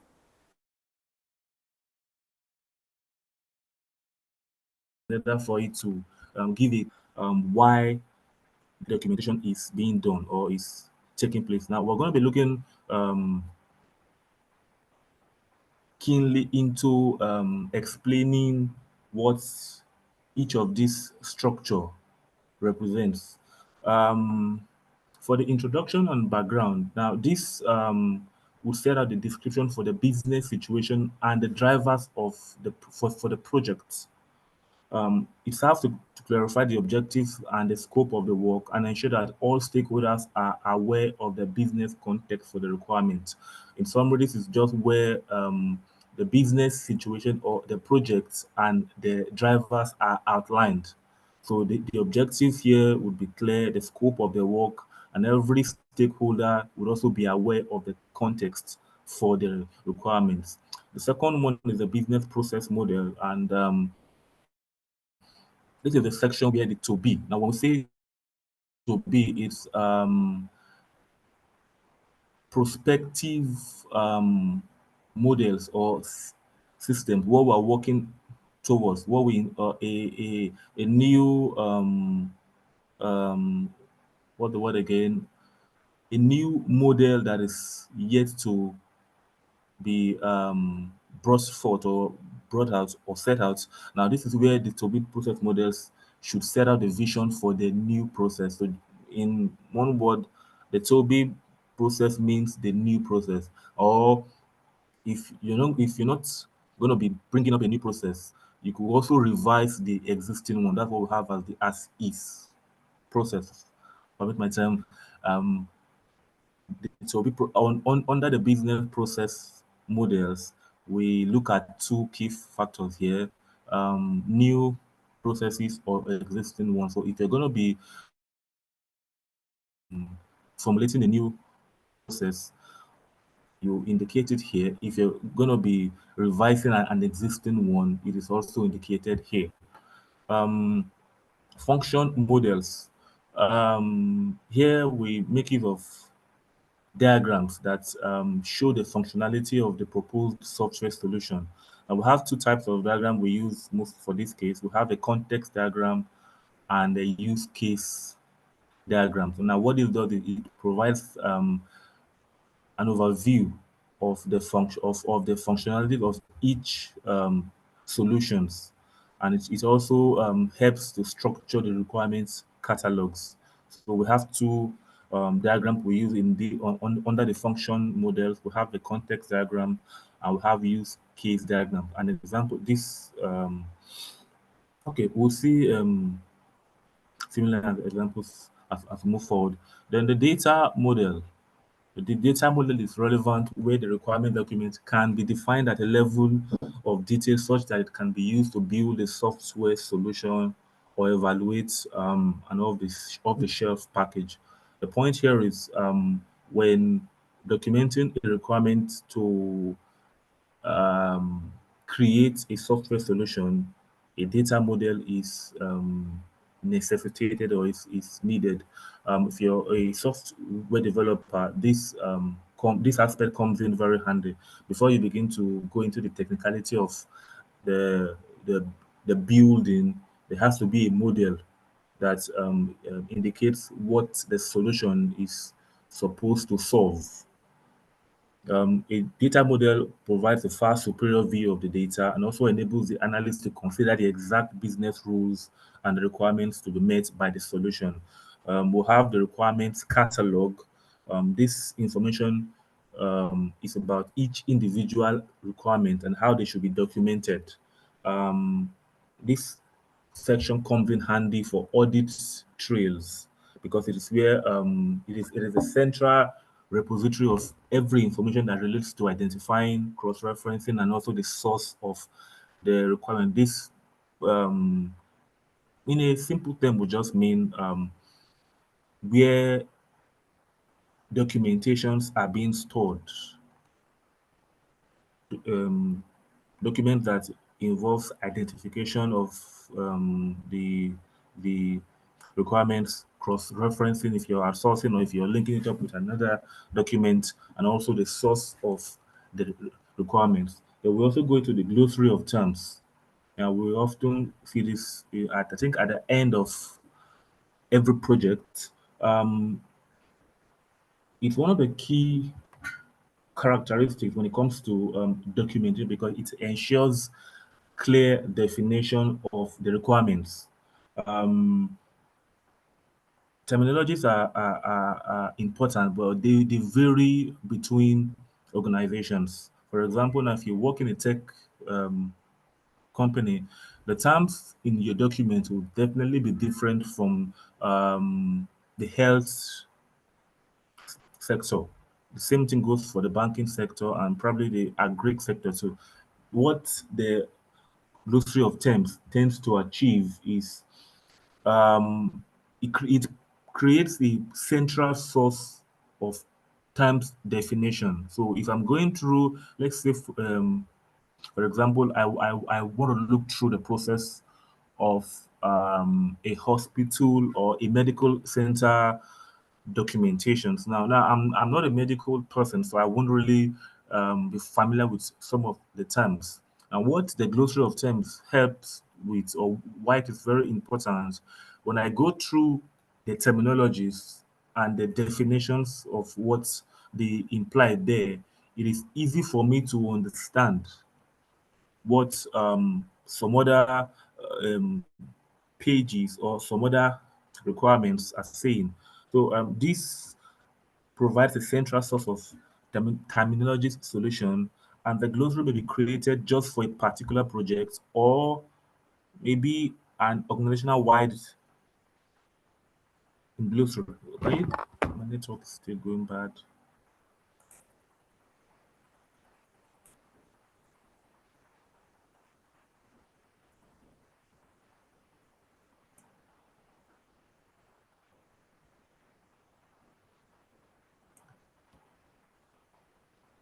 All right, so I believe we can still hear me.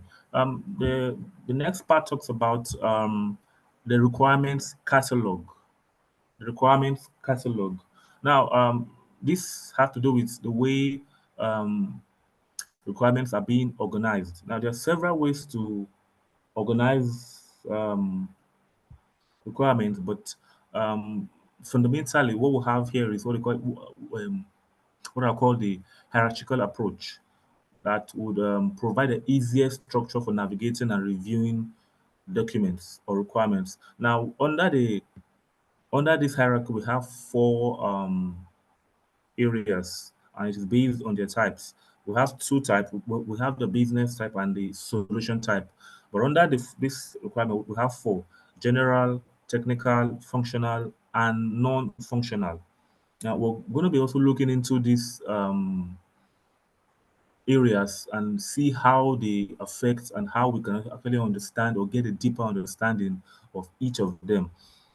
Within these four, we also have sub-specific categories where they are expanded into further details. The first one we first will be looking at is the general category. So here is a diagram of the subcategory. Under the general, we have the business constraints, we have the business policies, we have the legal, branding, cultural, and language. I think there's also business continuity. I didn't add that here. On the technical, we have hardware, software, interface, and internet. Under the functional requirements, we have the data entry, data maintenance, procedural, and the retrieval requirements. And under the non-functional, we have performance, security, legal and access, backup and recovery, archiving and retention, maintainability, business continuity, availability, usability, and capacity. So we're going to be taking it one after the other, explaining what we have within. So the first requirement is the general requirement. These requirements they define business policies, standards, and needs. They're often very broad in scope and can have an impact on a number of different areas. So we're looking at the first subcategory, which is the business constraints. The business constraints cover aspects such as the budget, time scale, and resources. The business policy speaks to aspects that have to do with standards and policy decisions, what we also call business rules. Um, these policies are standards, and these policies ensure consistency across the organization. I think every organization has policies that ensures that the operations are consistent. So you don't have one department doing something exclusive of another department. Everything has to work in synchrony. Then the legal aspect has to do with relevant and what's the word again? Requirement that states the relevant legal and regulatory constraints. Now, if you're working in a what will I use now? A firm or a company that has to do with people's information. There's what Data Protection Act. If you have a system that takes people information or that requires people to input their information. Now, a one of the legal documentations or requirement is that you have to align with the Data Protection Act. Now, if you're looking at the financial or the business sector, there's what we also call the Financial Service Act. So every organization has legal and regulatory constraints by which they align their requirements with. We also have the branding, and this has to do with the image and the styles to be promoted by the organization. Now, typically, an example of the branding documentation would be the style guide that will involve the logos, keywords, language, I think also colors. Yeah. Now, what this does is this document ensures that there's a consistent brand and image established across all platforms. An example would be, let's say, MTN now. I think every of their projection has to do with a yellow or a black in color. The next one is cultural, and this has to do with the type of culture required within the organization. Um, it set out the vision for the organization and also approach to dealing with the customers and the management style. This talks about organizational culture. And also, the language aspect has to do with the requirements set out by the company or the organization in communicating with the customers and other organizations. Then the business continuity aspect speaks about contingencies. Now, the ability of the organization to continue operation in face of various threats is spelled out in the business continuity aspect. Now,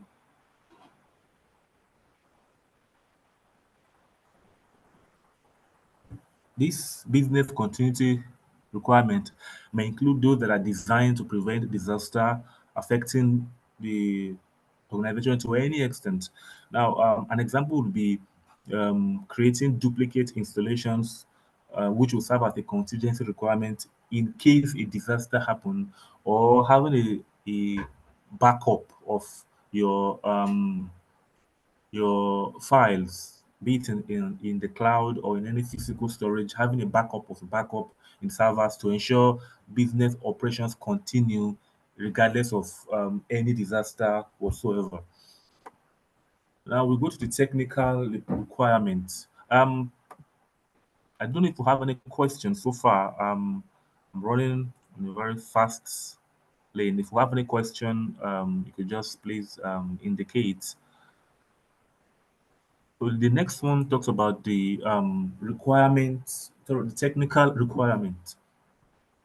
Now, this has to do with the technical policies and constraints that should be adopted across the organization. Now, subcategories here would involve the hardware requirements, software requirement, interoperability, and internet requirement. Now, the hardware requirements covers aspects such as the make and model of hardware equipment we use in the organization. And this is not just limited to your computer system. It could also spread to your generator. If there are TVs in the reception, it also has to be documented, or it's also a requirement. Every physical equipment falls under this category.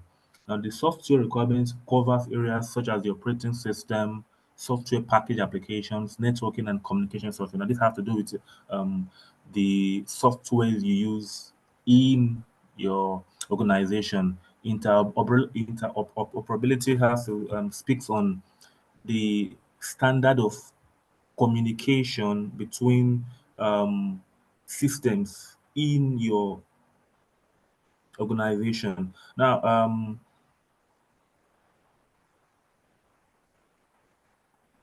it somehow refers to the ability of your system to just interact or communicate within themselves, how you exchange data, is it through emails, or how do data flow from one department to another. We also have the internet requirement that speaks to the technical policies governing the organization's use of the internet and web-enabled service. I think this is quite self-explanatory if you're, or it's probably because I'm an IT person, it somehow looks or seems easy for me. But if you have any question, you could still ask on this aspect. Um, it's looking at the technical policies and constraints to be adopted in the organization. The next one talks about the functional requirement. Now here we'll look at the features that any solution should provide. The features that any solution should provide. Now, the features that appear here are requirements that may be incorporated into an IT system. The technical unit is more of where solutions are being implemented. So, when you're looking at functional requirements, you're going to be looking at several kinds. And I think I listed four here. We have the data entry requirements, we have the data maintenance requirements, we have the procedural requirement, and we also have the retrieval requirements. Data entries speaks to how data is being gathered and recorded in the solution, gathering and recording of data. Data maintenance speaks to how data is being handled within the solution. The procedure requirements speaks to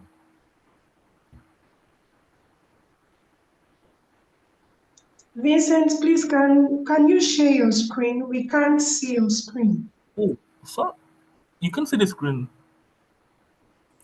I thought I Not was at sharing it. all. Wow, I'm sorry. Oh my, I thought I had been sharing it all this while. It came up at some point, it went off. Can we still see it now? Yes. Okay, okay. Sorry, I thought it was being shared since. Okay, I'm still on the functional requirements. I was speaking on the features that the solution should provide. So data entry, data maintenance, procedure requirements. Now these are techniques. These are requirements that need to be clearly defined so that they can be adopted accurately within the solutions. Retrieval requirements speaks to how how requests are being handled. So response to inquiries, response to information. I think if you happen to function in the support department, now this is another key um, requirement when it comes to documentation. We go to the non-functional requirement. Now, I think they tend to like, okay, let me not say they work opposite, but this one speaks to how the solution will operate. We've moved from the features that they should provide to how they should operate. Now, this is where you answer questions: how quickly does the system respond, or how easy will it be to use? Speed of performance, ease of use. Now, there are several areas again under this requirement, and we'll be looking into them one after the other. Number one is the speed of performance. The speed of performance.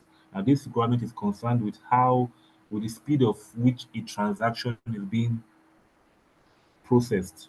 You have an example of whereby a customer places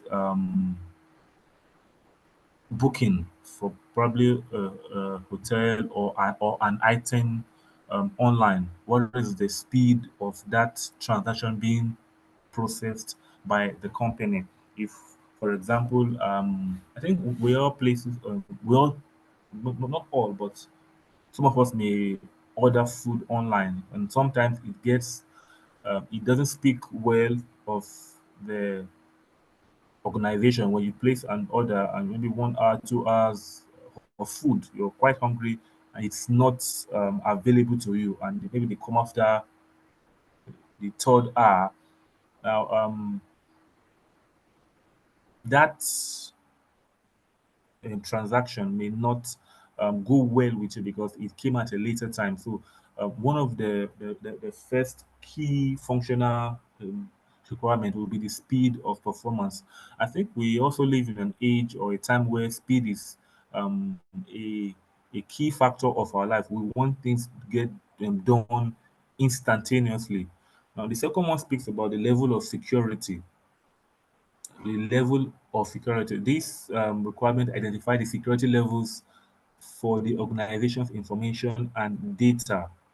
Security levels. Now, the levels are likely to differ for different types of information or data. Now, some will be highly confidential and they will require extremely rigorous security, and others will still be confidential.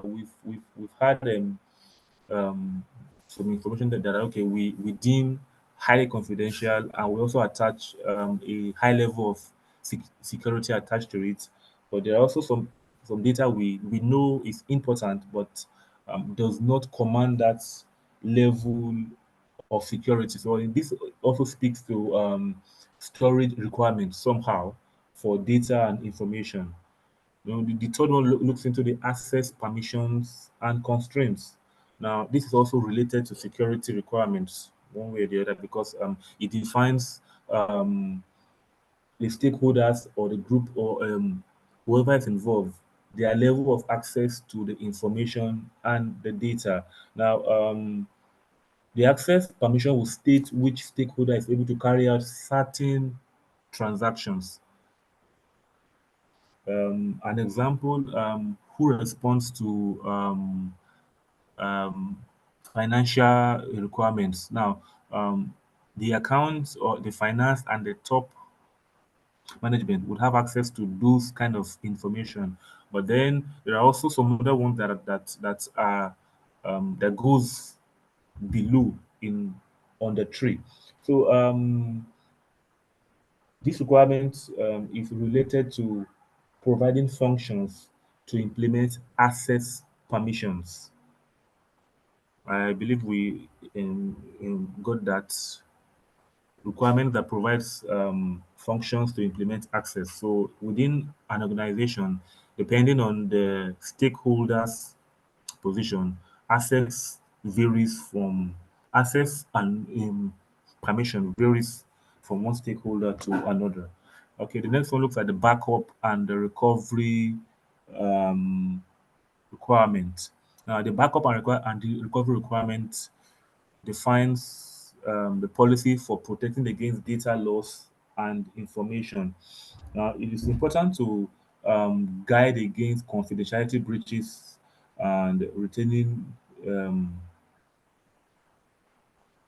data. Now, we I think in our cyber threat, cyber threat is on the high. So backup recovery against data loss also comes in handy when you're also dealing with confidentiality. You want to ensure that your data is highly secured. But then, in the case of any data loss, there should be a system, a requirement in place adequately that speaks to that um, process for backing up and recovering in case of any loss. Archiving and retention. This requirement speaks to data retention within an organization. Um, it defines the aspects of the duration of the retention. How long can data be retained? And also, what is the nature of archiving this data? And also, what is the method of disposing if such information or such data is no longer relevant? So this aspect looks into data retention, the duration, data um, archiving, what are the methods that are being used to archive data, and what also the approach or the method used in disposing data when they are not relevant again. Sorry. Okay. Maintainability. Maintainability. This also speaks to approach taken in maintaining of the solution, and this has to do with servicing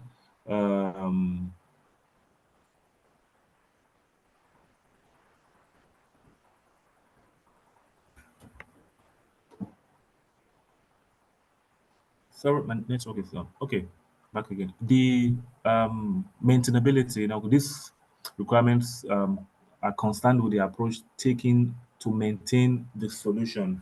Now, this will include aspects such as servicing, problem investigation, and correcting. So, we're looking at maintainability here. We what are the requirements documented that speaks to maintaining certain solutions? Now, it's one thing to um, develop or implement a particular solution. Now, how is it maintained? That is, this aspects speak to that requirement. They also look at availability. Availability. This requirement is concerned with the time frame during which a solution must be available to stakeholders. I think it's also linked to data retention as well, but here speaks to the stakeholders in particular for what's the time frame, how long do they get access to a data. If I need to pull up my account records for 2021 or 1998, 2005, how quick or what the time frame in which I can get access, or will that data be available to me? The next one speaks to usability. This is concerned, this area concerns the ease with which a stakeholder can learn, apply, and use new processes in the system. Now, we can develop a requirement that is not um, easily used.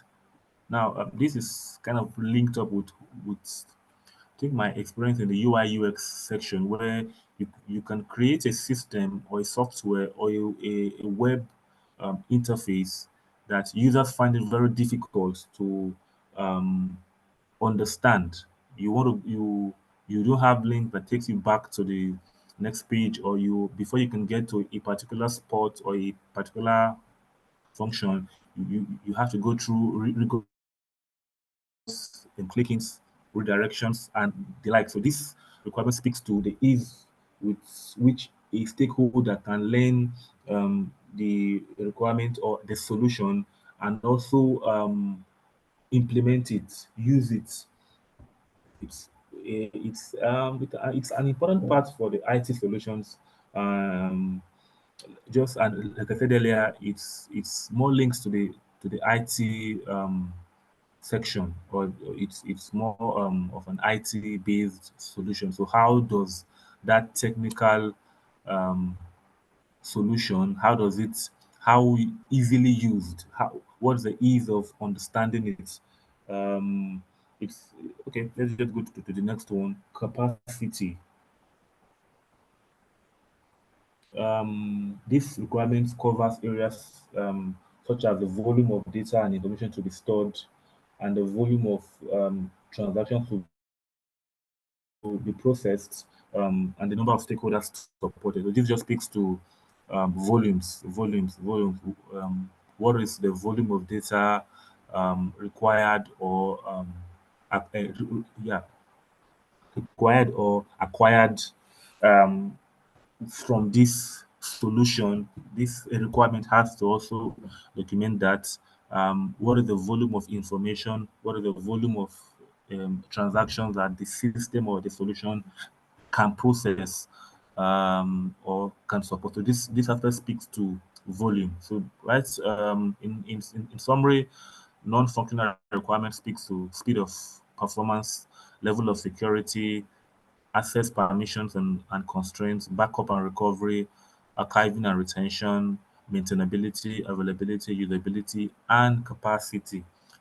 If you have any question, you can still indicate. Let me see.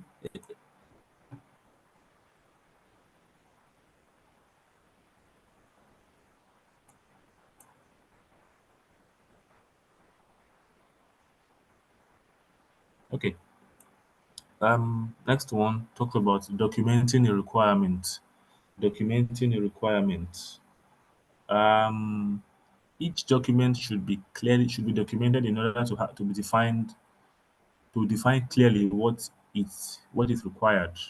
A standard requirement catalog, the template should contain the entries described below. Now, when documenting the requirement, there are certain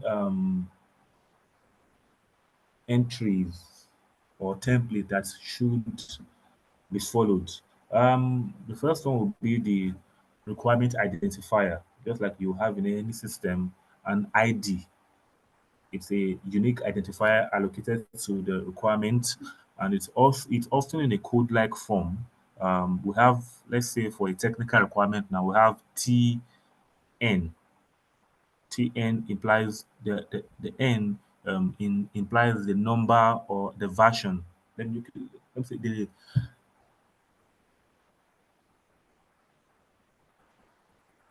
can we hear me? TN implies the version number. So when you have reviewed version, for example, even T001, you have C001 points or version 1, V1. Now, we often see this with our software solutions. Updates are versions of a revised one. So we have, let's say, Opera Mini version 6 or first 1.0.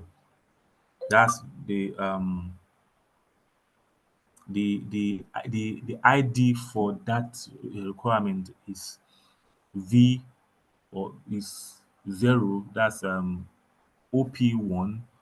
Then when you have subsequent versions, I wish I had written it here. T001.1 indicates version 1. T001.2 is a revised version of the first requirement. So, in a nutshell, this is just a unique ID that is allocated to the requirement, which is used to differentiate or identify it from other requirements. They also have the requirement name. Now, this is a name that is allocated to the requirement, which is a short descriptive phrase of what the requirement concerns. We have the requirement description, which is a clear definition of the requirement. Now, it may be a phrase or a little description that can also be elaborated in subsequent versions of the documentation. You have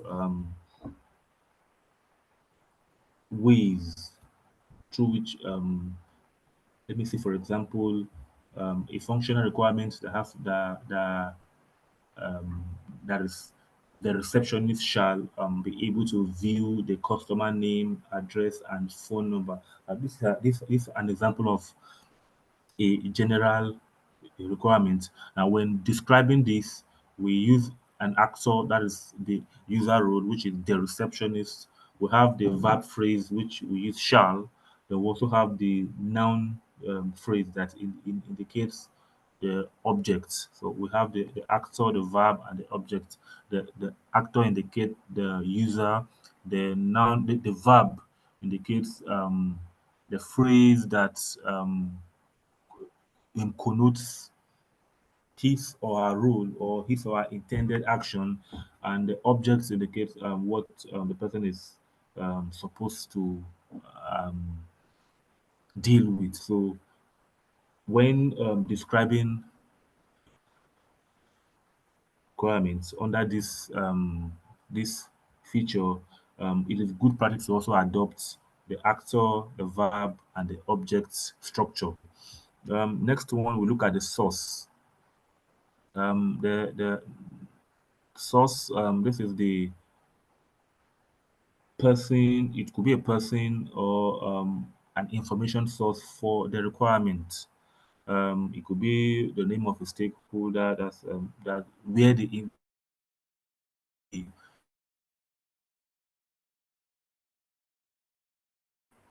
majority or where the stakeholder or a reference from another document.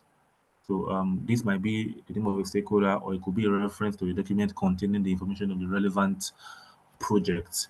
The next one is the owner. The owner, the business stakeholder who can make decisions regarding the requirement. That is the owner. Now, typically, this would be the business manager that is responsible for the business function, or the department could be the HOD, who has authority to approve the definition of the requirement. So whoever makes decisions with regards to the business is termed as the owner. The author of a document requirement is the analyst that sourced and documented the requirement.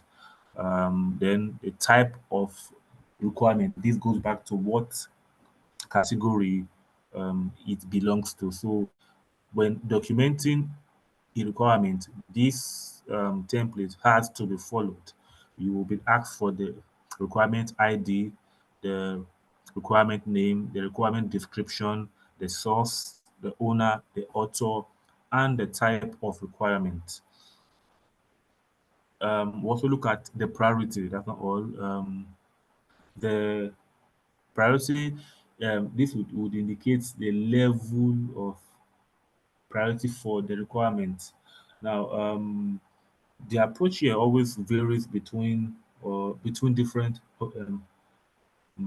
organizations, but it also varies between different in projects. But then there is a straightforward approach. There's what we call the DSDM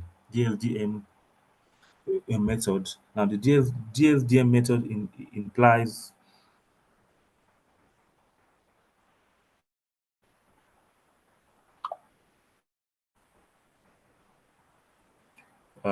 sorry, my network is going bad. Dynamic system development method, and the peculiarity here is that it applies mnemonics. Now, for priority under documenting of requirements, Moscow is the template used.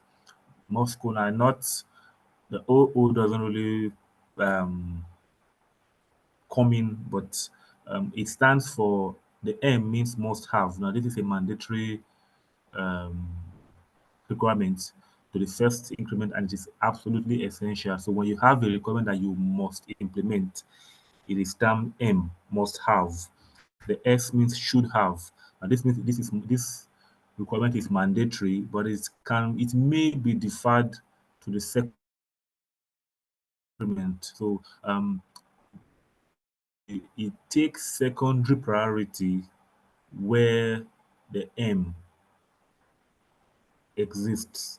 So we call it a should have, but for it can be shifted, it can be deferred. It doesn't have to be implemented instantly. They will have the could have.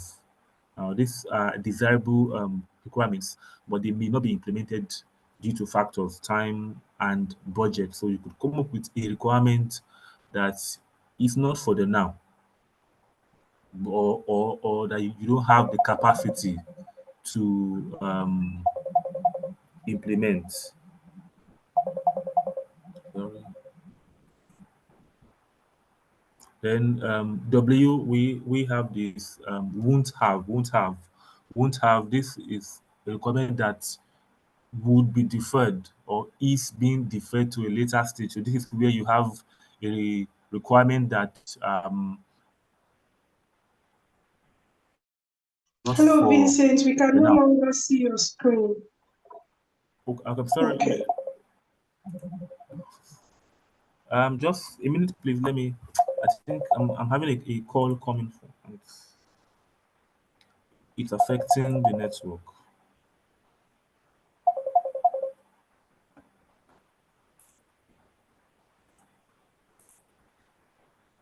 Can we see my screen now? Yes, we can. So just give me a minute. Let me respond to these people.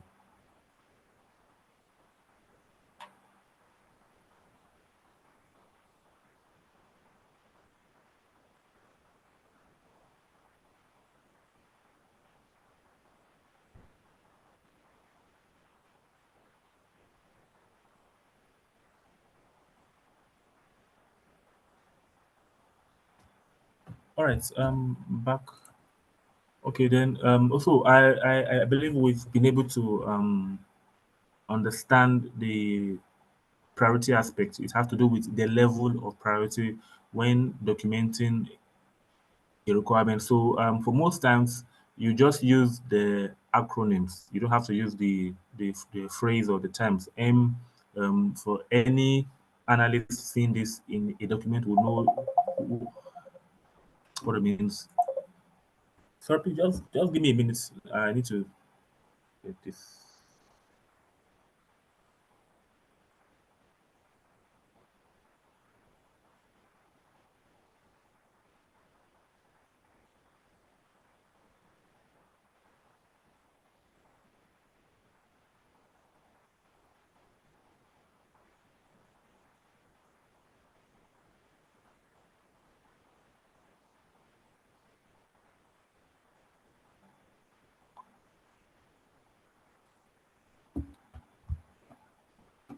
Okay, I'm back.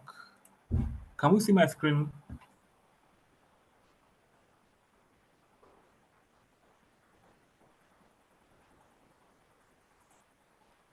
Okay.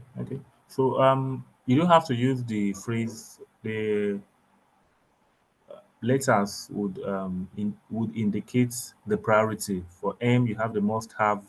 For S, you have the should have. For C, you have the could have. Then W means they won't have this time. So it's what will be deferred to a later stage.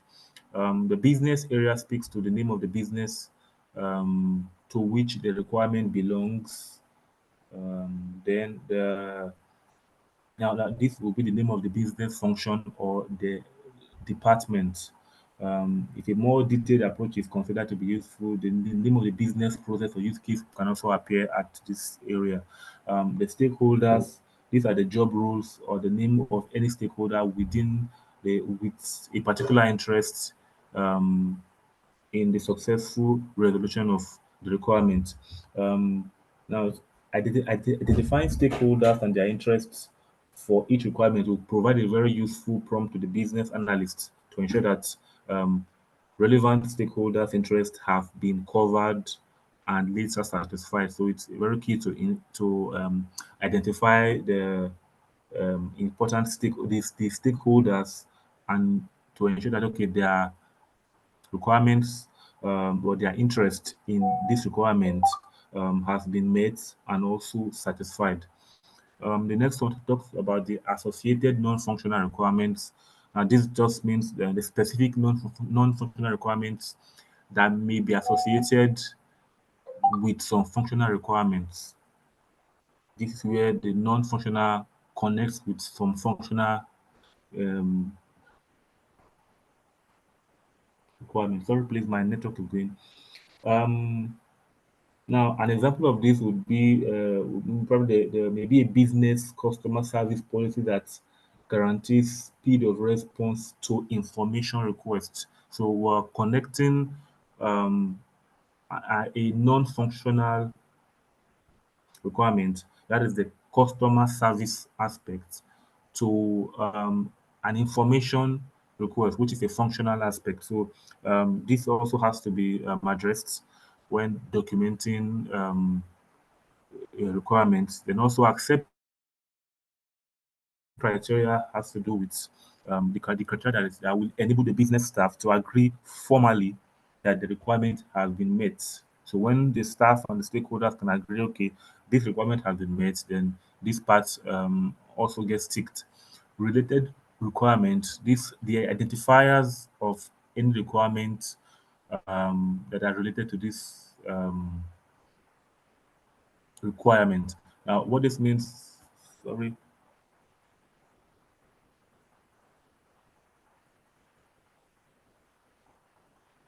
Okay, I'm back. The identifiers for any requirements that are related to this requirement. Now, these are, should I say, they will be related for several reasons. Network.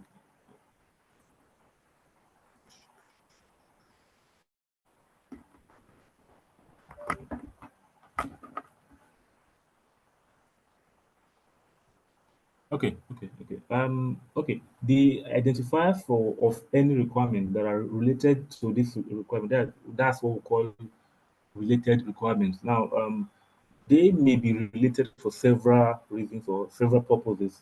There may be probably a high-level business requirement that provides business information or justification for a functional or non-functional requirement, or there may be a non-functional requirement concerning areas such as usability or security that affects the functional requirement, or it goes vice versa. The next one talks about related documents. Now, these are identifiers for any document that can provide further information about this requirement. This could be a part of the project documentation,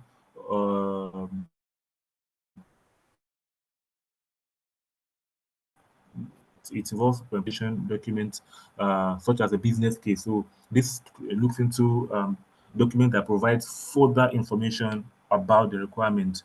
The comments are additional comment that the analyst will find useful to record for the particular requirement rationale. This speaks to business justification. The entry for this requirement may be cross-referenced or maybe cross-referenced to specific benefits in the business case. Resolutions talks about the outcome of the business. There are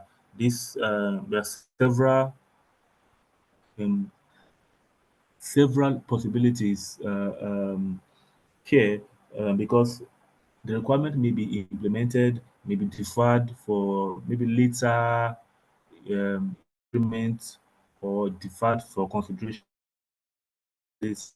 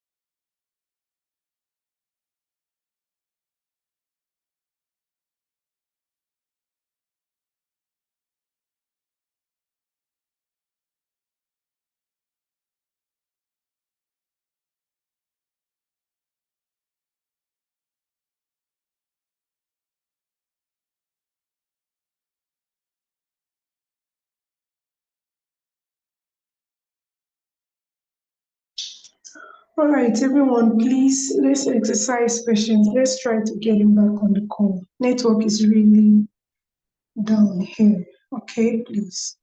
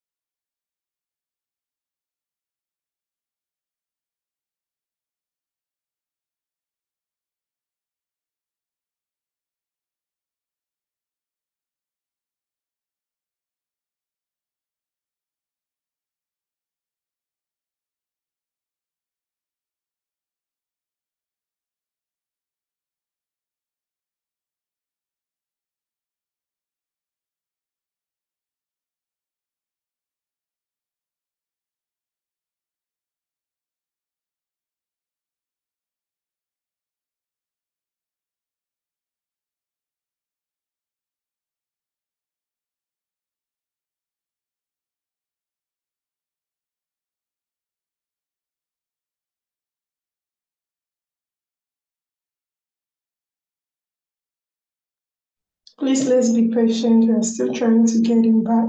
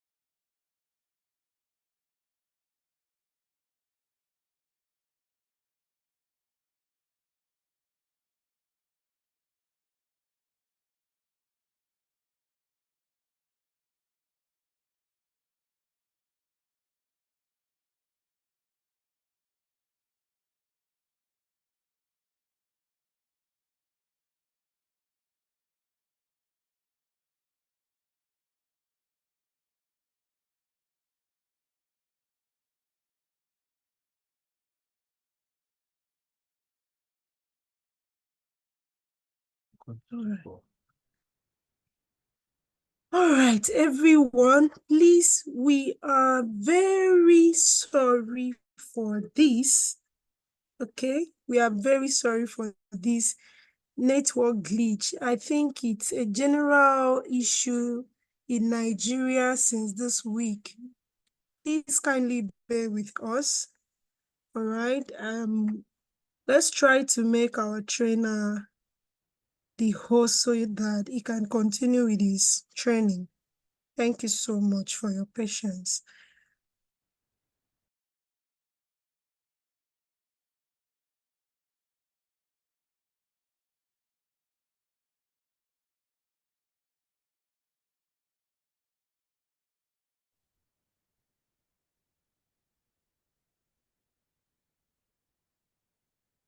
Mute myself.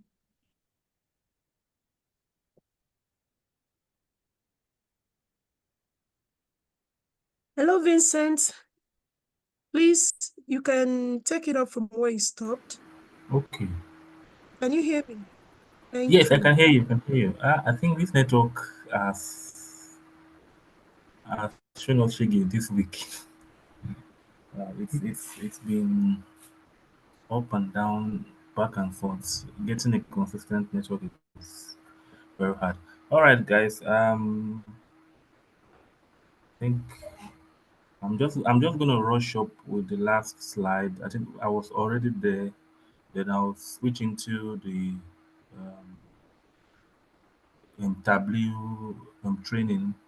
By 1:30 at most, I should be done so that we get to do the thing. And I try to stick to the stipulated time as much as I can. Okay, let me share my screen.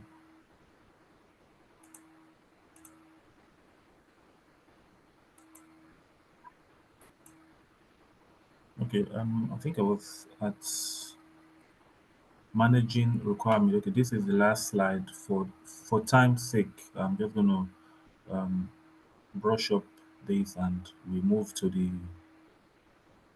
Tableau training.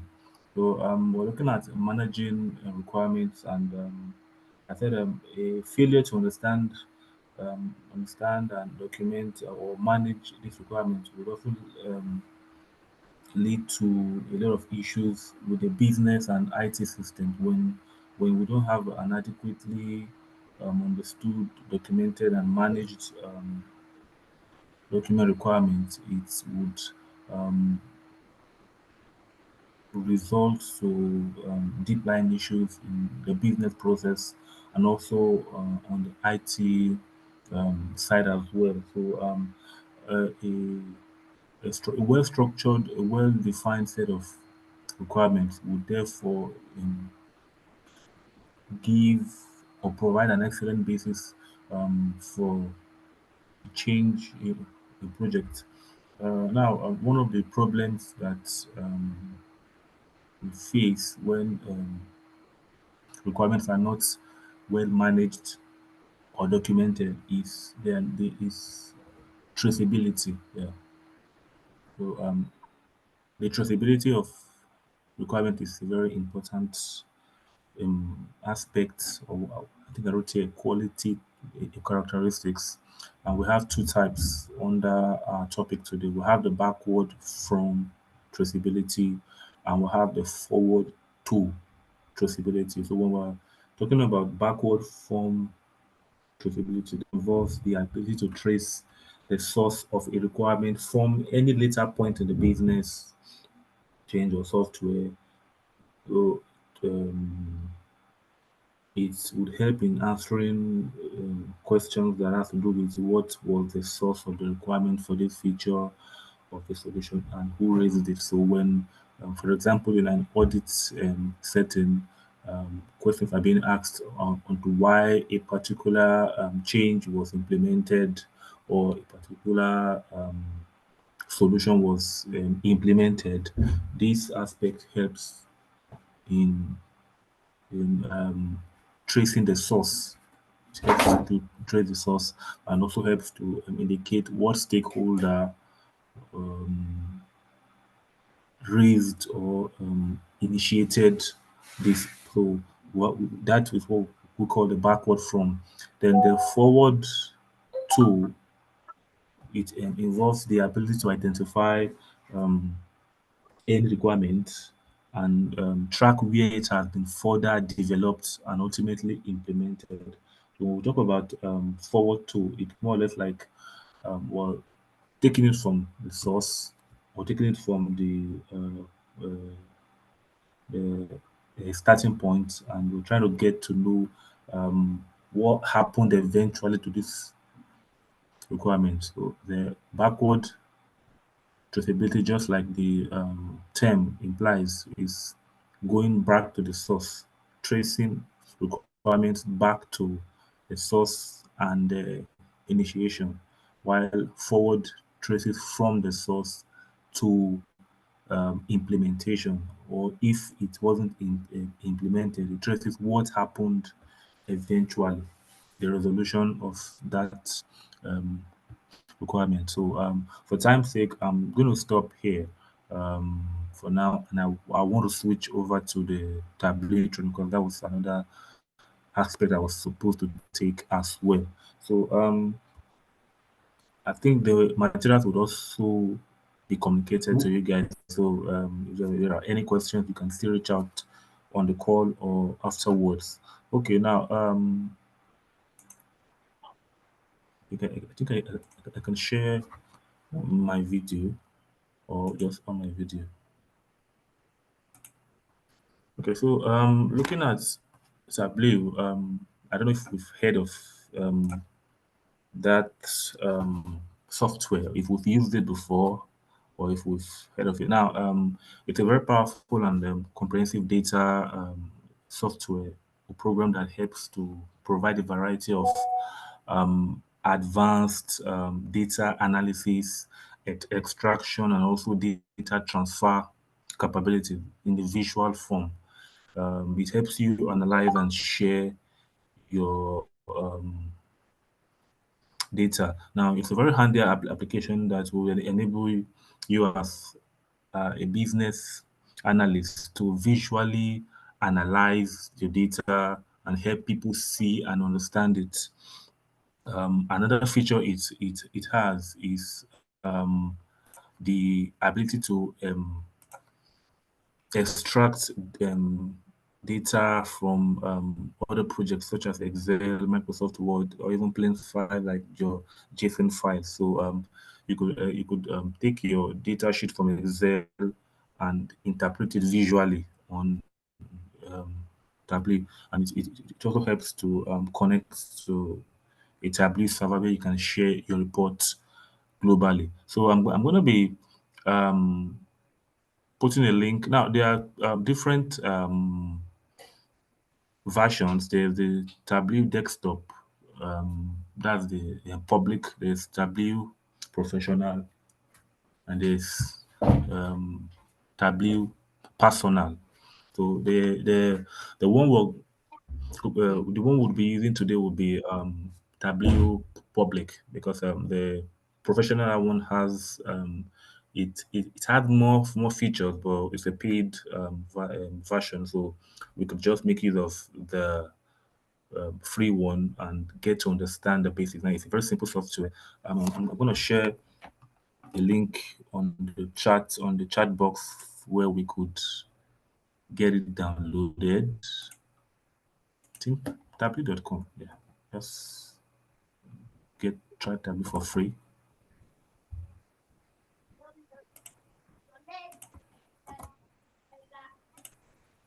Now, I'm going to be sharing my screen, opening the software. So we would just do a little introduction and also try out a data visualization with a sample data sheet for us to see how it works. Now, if you're familiar with other data analyzing software, you would know, okay, it's easy to use. Let me share my screen.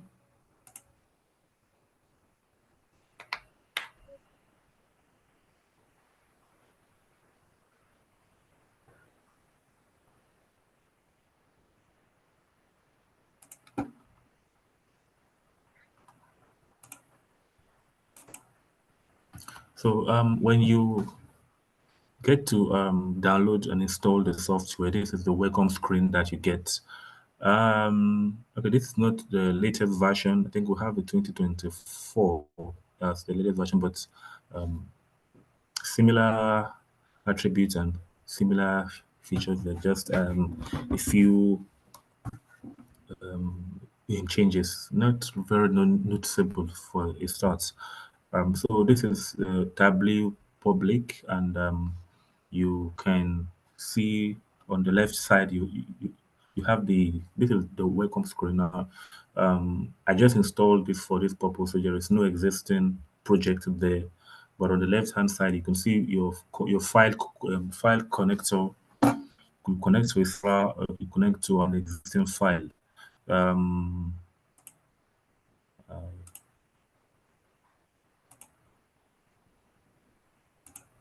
Okay, so for the purpose of this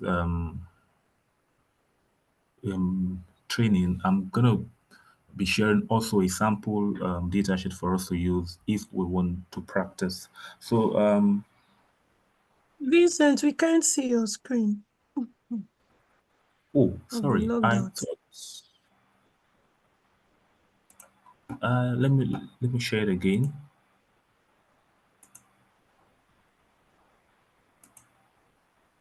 Okay, can we see my screen now?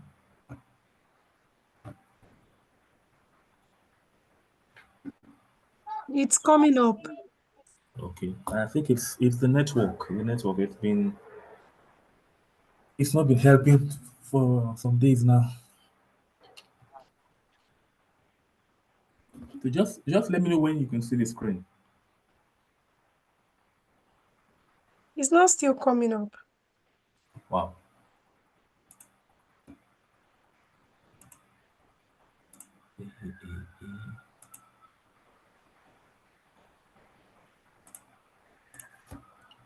Okay, how about now? Any changes so far? It's still not coming up. Wow.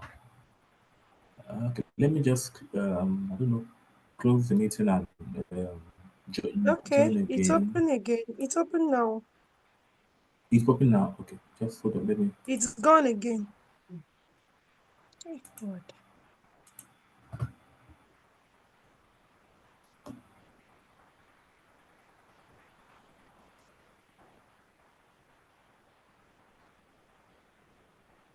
You just let me know when you can see it. So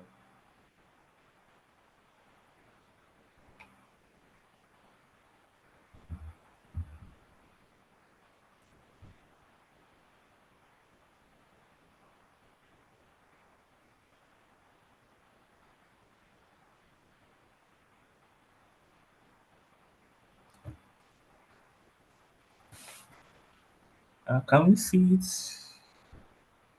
Yes, we can see a plain screen. Okay, yeah, this is plain. You can see the interface of the software, right? The Yes, connect tablet. bar on the left side. Okay, okay. So this is the welcome screen for the Tableau software. Like I said earlier, it's a powerful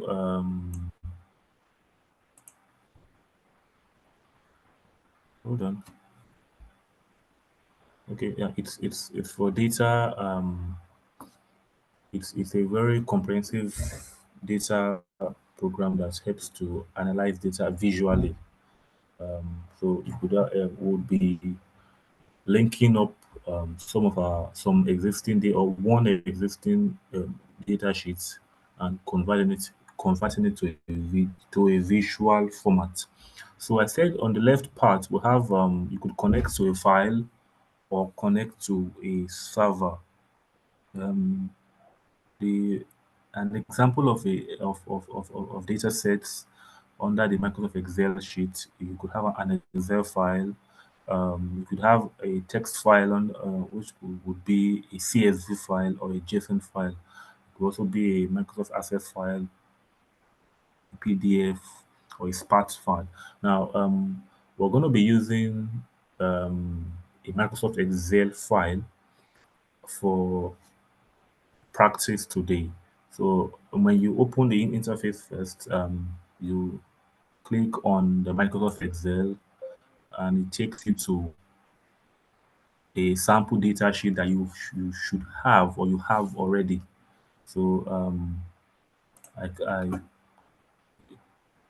I select my data sheet and a preview table is being displayed. So here you see a preview of the data, the sales in person, the country. Now, this is for a chocolate factory that exports or exports chocolate to other countries. So we have the salesperson on one column, we have the country on another column, products, date, amount, and the boxes shipped. So each rows contains different entries. Now I'm going to be sending this to the group as well for us to use to practice. Now, um, here we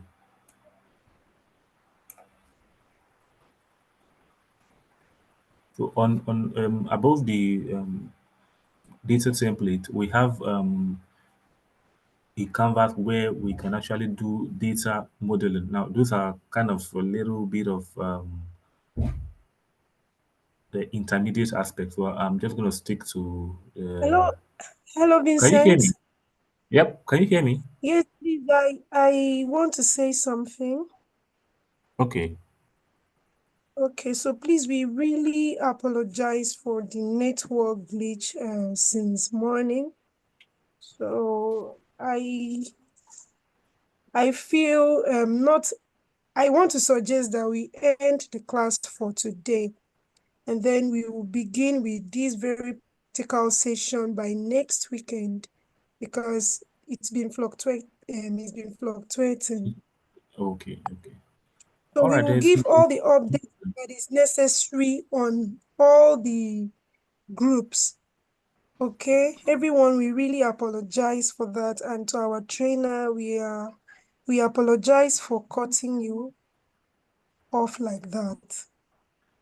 Yeah, I understand the network has been very bad this week, so I sort of should I say anticipated, or I was hoping it wouldn't affect the class today, but it's fine if you suggest we make it next weekend. I think let's hope the network is Yes, in please. better shape. So, all right, Yes. thank you very much. I really And then appreciate for it. those who have been, thank you so much. And for those who are unable to fill up their attendance, we understand the network has really been bad. Please chat your names to us. Just keep chatting your names to us, even if we do not reply. Just chat your names to us on our official WhatsApp line. So we'll be able to capture your attendance from that. And for those who are able to do it already, shouldn't bother doing it again. Okay?